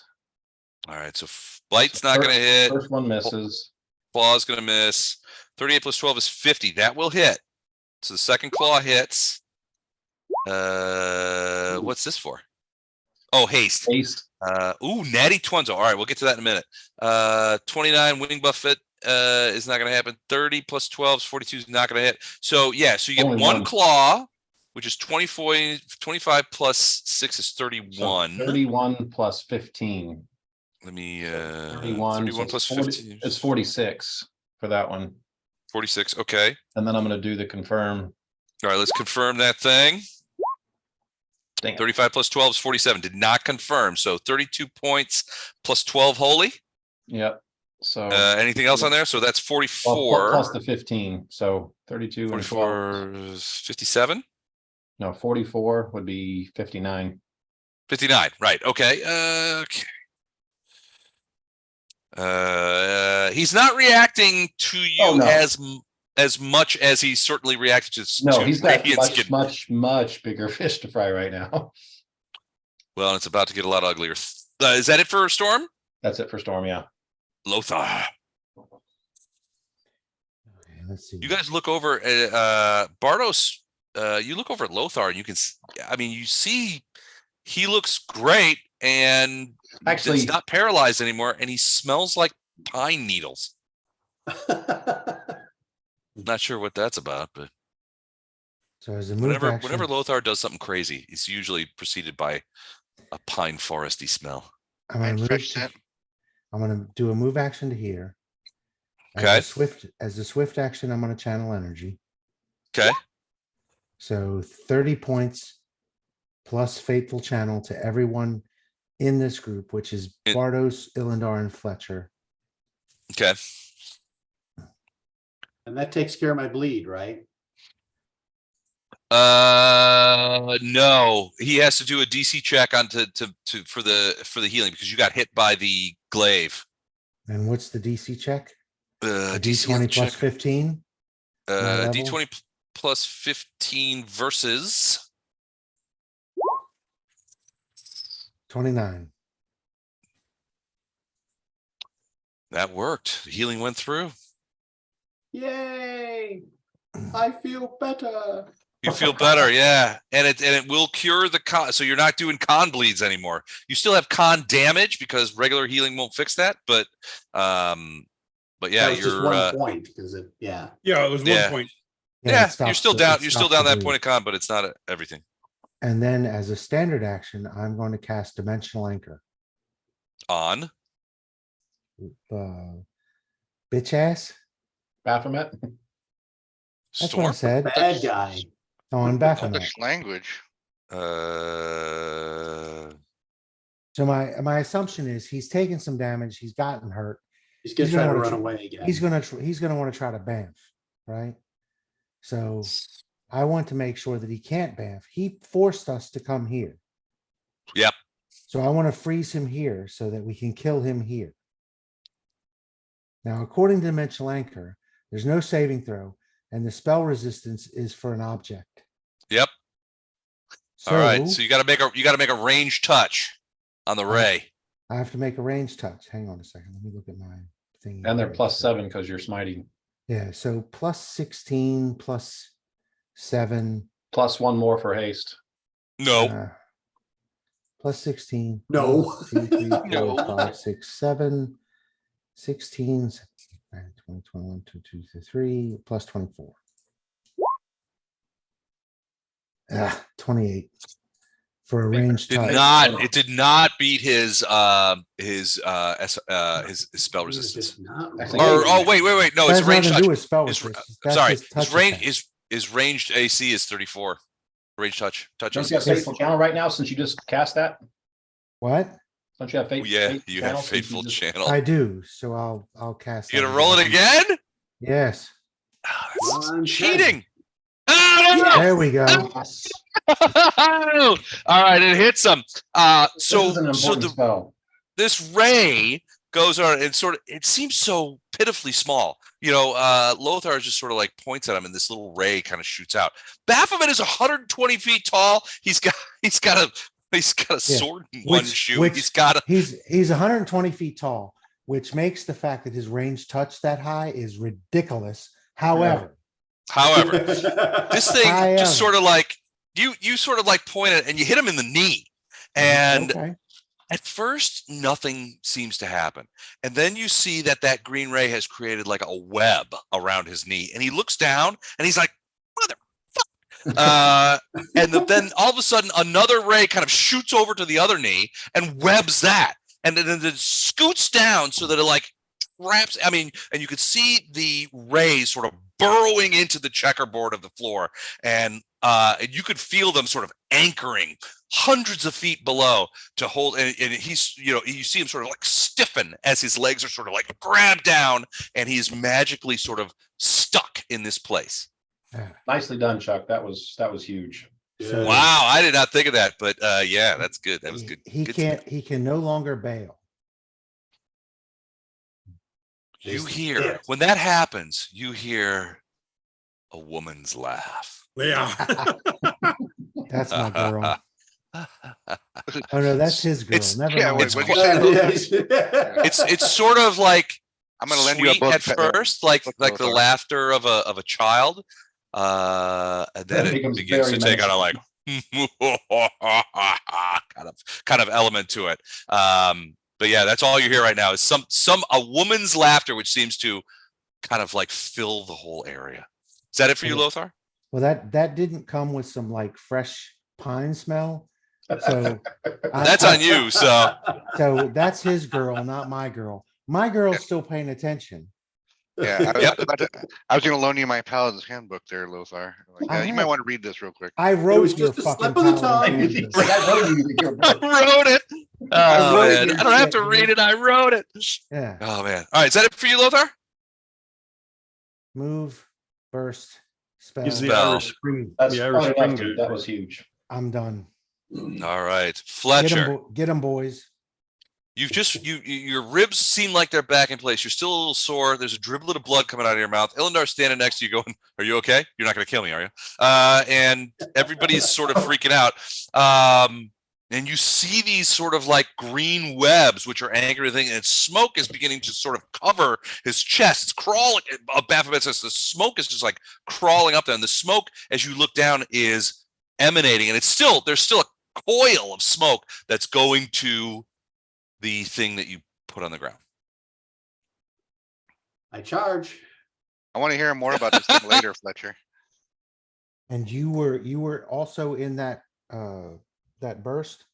So you have a reroll for 3 rounds. Yes. All right, and this time I'm doing a full attack. Okay. Yes. And That's what we like to hear. I take a moment to say, hello, my name's Fletcher. I'll be And your I may not murderer be the one who's today. going to kill you tonight, but I want to help. But I'm gonna help. Yes. Baphomet looks over. Shut up, elfin dickbag.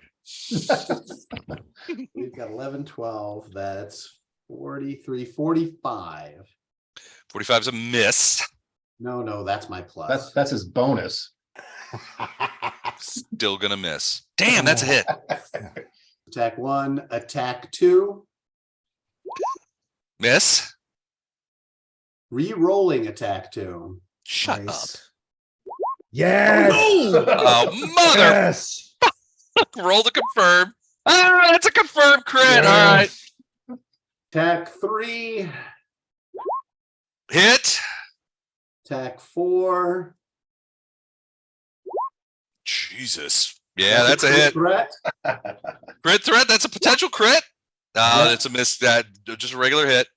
Okay, and then attack 6 or 5. This is the Galabrazoo. That's another hit. So you got 4 regular hits and a crit. You suck. All right. Just want to help. We just want to help. That's funny. So, do you want to do the crit? I think we should do the crit. Sure. You want to do the chart or you want to do the damage? Chart for sure. Do the chart. Seriously? Yeah, if you get the chart, Well, he's already going you to get the add chart paladin lead. damage to all of this. All right. This may be, I have to tell you, this may be 5 hits and or 4 hits? 4 hit, 5? No, hits and a 5 crit. hits, 4 5 hits and a hits. crit. And This may be the most, this may break your record. All right, hold on. Let me do this. The crit here. yeah. Damage Four- on a god four- like me. 4 hits and a crit with Smite with evil. Smite Evil, yeah. Go baby. Ooh. Well, no, that's impossible. I didn't behead him. Oh, you're flying, right? Yep. Low blow. Target suffers max plus bonus and is sickened for 1d3 rounds. You punched Baphomet in the dick. No, That's you- called great sword. That revenge. was That's a clever called two-arm, yeah. revenge. You punched a demon prince in the dick. You may never live this down. All right, so Oh, the max cards were- plus bone, plus 1d3 seconds. So let's all right. So let's just start. Let's start the madness. So 4 regular hits, 1 max hit. Oh, so basically it's 5 regular hits, 1 max, and second. All right, so Okay. Okay. So I get, what's the, Smite Evil 15 is the plus bonus 7? damage. Add 15 to everything. Mike? I keep talking the same time you do, Mike. What did you Yeah, say? add 15 to everything. 15, okay. So then the max is 53. okay, And then add 15 to all of these rolls. okay. Add 75 total. So yeah, just do your normal rolls. It's and 5 check. times Do your rolls and I'll add 75. 5 All right. 15. So 31, 31, 35, 33, one more. 31. Okay. 161 All right right. there. And And is he immune to lightning? that's a good question. I'm going to check. I think he is. Yes, he's immune to electricity. All right, So then he doesn't 161 take the plus 75. Hold on, I'm doing it. 9, 10, or 8, 9, 236. 10, 15, 18, 19, 6, 13, 16, 19, 22, 25, 28. I got 289. Ooh, so it doesn't break my record. It does not break your record. I'm gonna raise my hand here. Who had Demon Prince Dick Punch for February? All right, 289 has been He's taken off. sickened. He is sickened for 1d3 rounds. Go ahead and roll it. So is his voice like an octave higher now? My name is Baphomet. That's what you get. I can't believe you flew up and punched this guy in the dick. All right, one Yeah, round one of round. sicken. All right. It may not matter. Is that it for you, Fletcher? Oh, that's so it for me. I think that's enough. I mean, that was respectable. The smoke jumps over in front of him, and then it's not smoke anymore. Then you guys see what it really is. Hold on, I gotta get this point here. It's the It's genie Shane, from we've Aladdin, been here isn't the whole it? time. Isn't it? Yeah. Ah, hello. Ooh, she wore So her now- battle gear. Yeah. So yeah, she has her battle gear in here, and she materializes. Can you guys, if you guys can't see her, Oh, so Yeah. shit. here What's she with is. Bloody things popping off her head. It is Nocticula. She's beautiful. Ugh. This is her in all her battle glory. She has responded. She looks over at Fletcher, and she says, "Thank you." She says, nice dick punch. And then you hear Baphomet is sort of like going backwards. So the whole suit thing that he's wearing, that whole thing that he's been doing, that goes away. Suddenly it is Baphomet and Nocticula are like wrapped around each other fighting. The first thing that it looks like is sort of like this. Can you guys see this? Demon fight. Sorry, I'm not taking down the picture of Naticula. You gotta close that out and see the other one. Yeah. Yep. Oh, yeah. Yeah. All right, so Baphomet reverts to his normal form. You can see he's got his glaive in his hand, but around him is Nocticula, and she is like still partially smoke. So she is surrounding him. He's going back and forth. He's like, son of a bitch, going back and forth, trying to get her away. And you hear her laughing as she attacks. And you could see these horrible wounds continuing to sort of like materialize on his torso and his thing. Finally, you see them back off. So they retreat from you guys, like, and suddenly they are sort of off in the distance, 1,000 feet maybe. And you then now see them fighting, and the fight goes on for a while, but this is kind of what it looks like. The air takes on sort of a yellowish appearance, and you see Baphomet fighting away, and below him, Nocticula just like, she's got blades in her hands. Sometimes missiles appear from some sort of crossbow that she's firing, and you can see that Baphomet is getting the worst of it. He was wounded already, and you look down, Flashheart. Radiance is on the ground in front of you, glowing and singing sweetly to you as this fight goes on. The fight goes on for what seems like an eternity, and yet only seconds.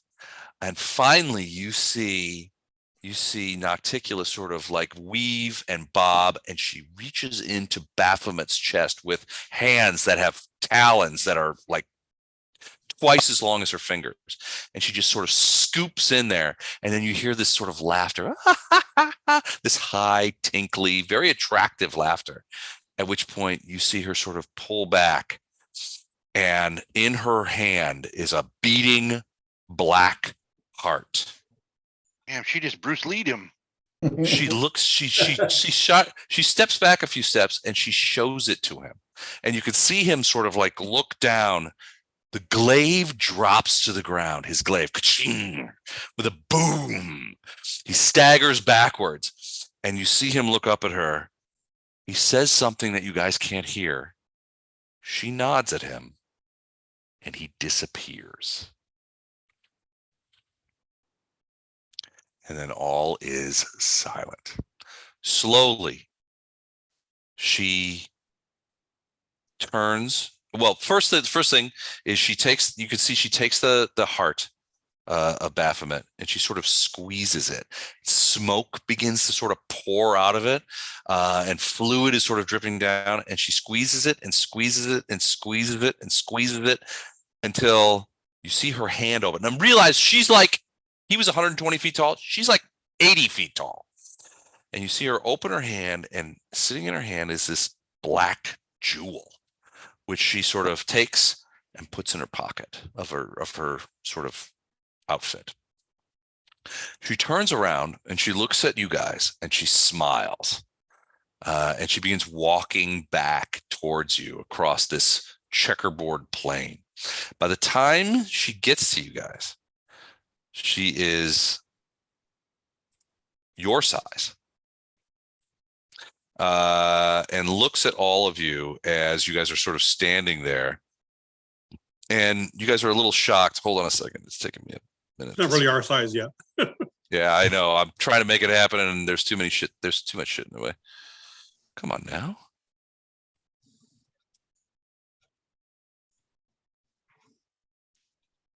All right, pretend she's your size. Despite Because, the well, fact her picture is 19 stories tall. Yeah. Yeah, The it's size of my head. giving me a little problem here. I'm gonna fix this though. Hold on. There we go. We got it now. Use your imagination. Oh, there So we go. it's like as she walks closer and closer to you, she begins to shrink. And by the time she arrives, she's the size of a normal sized woman, but she still looks like this. Like that. Yeah. And she laughs and she says, "You have done me enormous service." And as she's speaking, she changes into a different sort of creature. All that sort of battle gear and the glowing eyes change, and she changes into a creature that looks like this. Can you guys see that? Yep. Mhm. Yeah. So much more normalistic, although her hand has far too many fingers with claws on it. You can see that she's filled with some sort of power. And she comes to you guys and she says, she reaches over. First, she stops to Gato and she says, "Gato, my servant, You've done me such a service here. I am so particularly pleased with you. You have exceeded all my expectations. And then she looks over at Fletcher and she walks over to him and she takes that weirdly clawed finger hand and she rubs his face. And she says, Fletcher, when we met in the desert, I was worried that you would struggle against me, but I see that what we discussed is what you want as well. I welcome our going further along that path. What the what? She looks to the rest of you. She looks to the rest of you and basically says, I know that none of you are friends to me, but as we stay here on dead Baphomet's plane, soon all that he has constructed will begin to disintegrate. So I ask you now, will you follow me back to my city and let me bestow upon you the gifts that I have brung for you in service for the favor that you have given me, the opportunity to kill a god. Gatto sprains an ankle trying to get to her quickly. Right? Wait, does that get, Even- do I get to see She my looks buddy? at you, Flashheart Lothar. She goes, trust me, none of your faith will not be shaken by these things. Come with me back to Illusionaria, the city that you once knew, to my palace, so that we can discuss your rewards. I'm going to consult my Talisman? talisman. It's not shaken. Do we get to stay at the hotel? Because I'd really like to see our little pal. What's his name? The ship The behind one the who couch shits guy. behind the couch. Little He who dickhead. sits behind the couch. Yeah, that'll be his honorific title. Sarge, what are you doing here? I'm coming back with you. I'm coming back with you to Prime Material Plane, and I'm bringing all my family with me. I'm like, I'm You just got gonna couches there, right? And I'm vodka? gonna turn to the rest of the gang and say, I don't know about you guys, but I could really use a bath right about now. Got so much. So demon she funk down there. basically says, take hands before this plane destroys itself. Whoa! What I about will- our I what will. about our pal? He was, What pal? the undead super creature back there, Runelord. Alderpash Lord. looks on you and he says, it was my hope that you would bring your patron here. I knew that we faced a heavy blow, and I hope that I have done you well in my service. He looks at Farina. He says, Farina, my creature, I see that you have blended well, and I am pleased. Go then and be your true self. As for the rest of you, if you ever find yourself in my presence again, know that I will not destroy you, nor will I make you into any creature that you would not be made into. But do not seek me, for I have much work to do amongst the plains. I thank you for everything you have given me. I have nothing to give you in return, but look for me in the future, and perhaps some reward may be yours on my behalf. See you, Okay. Pesci. He bows to Nocticula and holds his staff up in salute, bows low to you, and disappears. All right. And I don't want to look a gift horse in the mouth, but there were good creatures and bad creatures in the prison here in the electric. What happens to them when we leave? Great Lake?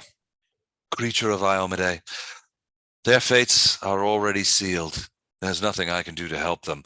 Some may survive the destruction of this plane and the destruction of Baphomet's kingdom, and some may not.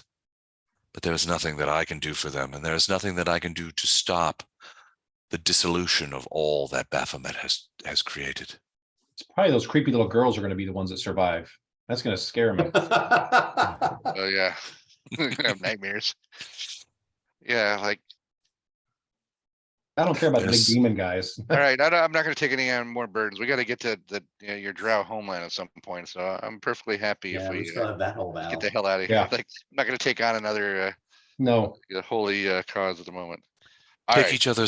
each other's hands, and I will transport us to my city, Who where has you to will be hold safe. Fletcher's creepy Glabrazu hand? Well, he's got two other ones. I mean, you could grab one of the other ones.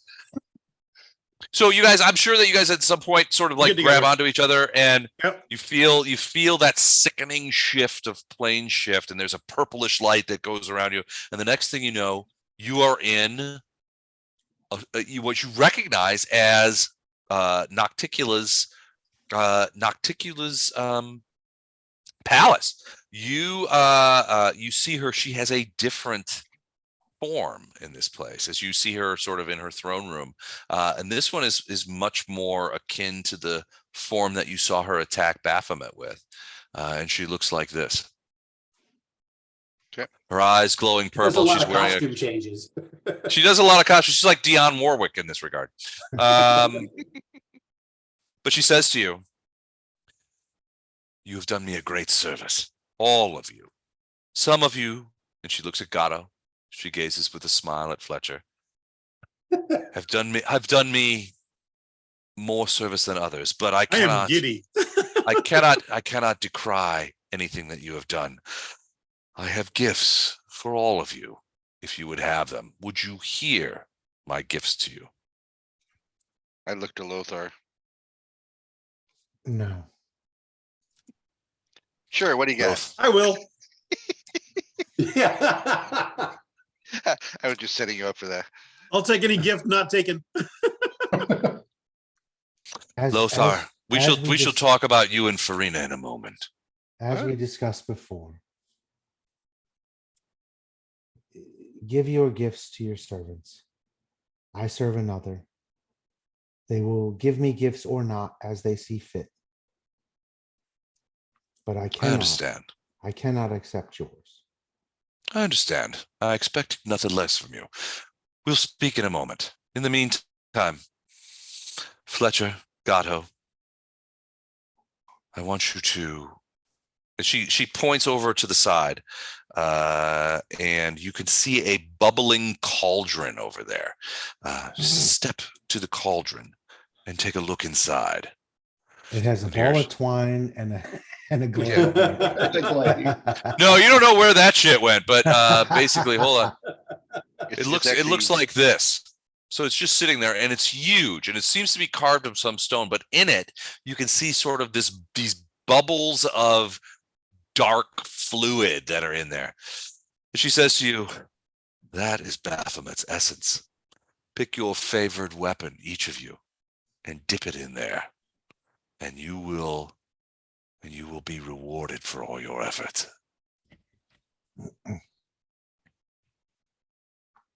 Okay. Grandfather's All blade. right.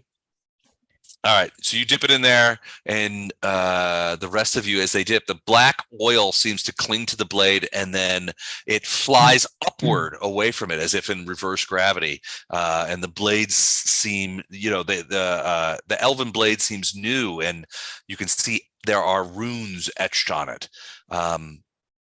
Fletcher, what blade do you dip in there, or if any blade? Or do you dip your claws? Dip your claw in there. No, he would do the great sword. Okay, you dip it in there, and the same thing happens. This black oil seems to crawl up the blade and turn it around, and it flies upward, leaving these dark runes across the blade.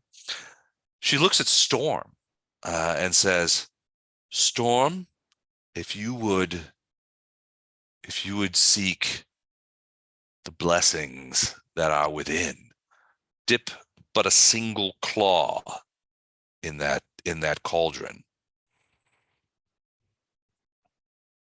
You may refuse me if you wish, but if you dip a single claw in there, I assure you, what dragon will would benefit refuse? greatly." What do you say? So when Flashheart says what dragon would resist, she runs over and slaps Gatto. I don't have the slaps ready, so I'm sorry. Oh, she still It does. was a slap-free evening. Well, does he dip or no? Make up next Storm, one. she would probably look to Illendar, and Illendar would kind of give it her choice. So she'd probably do it. Okay, so she reaches over, a single claw from one of her claws, she dips in there, and the same thing happens. The oil sort of clambers up the claw. It doesn't go onto her fingers or anything, and sort of like when it goes, there are runes sort of etched into her claw, and you could smell the magic coming off of him. Ilindar, your gift from me you already have, and I'm you've very already grateful. enjoyed it.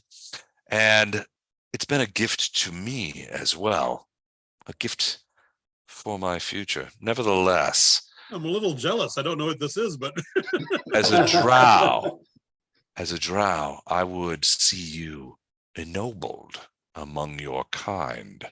And suddenly you feel some sort of power welling up within you. His skin becomes darker, his hair becomes whiter, his eyes more crimson. He becomes, if anything, more drow than he ever was. And you can see it, this sort of power within him. Detect evil. Bardos, you Nice are fire. an enigma. Bardos, you are an enigma to me. But there is another who seems to be indebted to you and knows you better than I ever could. He seems to have for you an affinity. He has sent me this. And she reaches behind her throne room and pulls out a large sort of parcel. It's immense, sort of oblong, and she hands it to you. He gave this to me to give to you. Is that maggot Use it in face? use it in good health. Uh-oh. Lothar and Farina, I know that you would take no gift from me. So I have none for you to offer. You said as much, Lothar, even as we spoke here moments ago. Instead, I would ask you a favor. The next time that you parley with your gods of the wood, ask them on my behalf a small thing. Ask them if they would parley with me once. I will come to them, or they can come here to my city. But I would speak with your gods and tell them of my aims. Tell me truthfully that you will do this thing.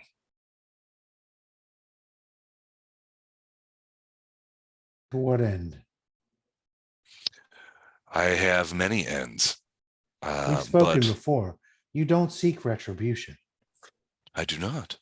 You don't offer penance. Also, I do not. So then what is it that you request? I seek simply to speak with Erastil and explain to him my aims. That is all. If you would ask him if he would allow me to visit him either on his plane or if he would visit me here in my palace on my city. That is all I wish you to do on my behalf. I know that anything more than that would be beyond your will. But tell me that you will ask him this favor, and we You shall have the consider ourselves ability. even. Even you have the ability to request his presence. You don't I- need me. I cannot talk to him on his own plane. I cannot talk to him from here. I can only ask for your intercession on my And you behalf. asked me to intercede to suggest that we're even, but what do I owe you? That then we would be even. I have saved you from Baphomet. I have killed the demon lord that would have slain all of you. You imagine that Baphomet would have died at your hands, but the reality is far different. I know that you see that as no favor and that you doubt the truth of my words. Again, I simply ask this favor. You may deny it if you wish. We'll see. Okay. I'm about to fall asleep, guys. Are we Last thing, Flashheart. Your Yes, goddess knows of me and she knows my aims. You will speak to her and her representative soon, but I have a gift for her that I would give you. She reaches behind and she pulls out a red scarf, some sort of like clerical vestment that she hands to you, and she says, I've had this for a long time, but it belongs to her. Ask her what I checked the talisman. it's not vibrating. All right. I will. She return says the this keeper. belongs to her. Give it to her, or she may allow you to keep it, whatever it is, but it does not belong to me. This All I right. give you. You give it to her. As her herald, I will accept this gift on her behalf. Thank you. She bows low. Would you now all return to your plane, to your city? Can I get a bath first and hit the hotel? Can we have a day in? You guys want to hang out in Illusionera for a couple of days and sort of get like crewed up? No, Or do you no, want to go? Basically, she's saying, do you want me to literally take you? been in Do that you want me dungeon. to send you to Dresden? I can send you there. We're Yeah. in Vegas right now. We're about to go to Tulsa. Come on, let's stay here a couple Yeah. days. we Okay. need to go. We need to go back to Dresden, whether under her power or mine. And then you can have your Rumspringa if that's what you've negotiated. I gotta go see my boy first. If I'm all the way here, I gotta go see my my harpy friend. What's his name again? I forgot. Who? I will find the name. I will He seek shit him out behind on the your couch. behalf. All right. Oh, the couch shitter vodka dude. Yeah, Yeah. I told him All right. if I could bring him to the prime material plane, I would. Please review the book of things a paladin Yeah. cannot do. He is not evil. He is not evil. He is evil. He is not evil. It's Les, kind of evil. Well, he's here. He must Yeah, be he's here. here. Pretty much He's kind of everything is evil.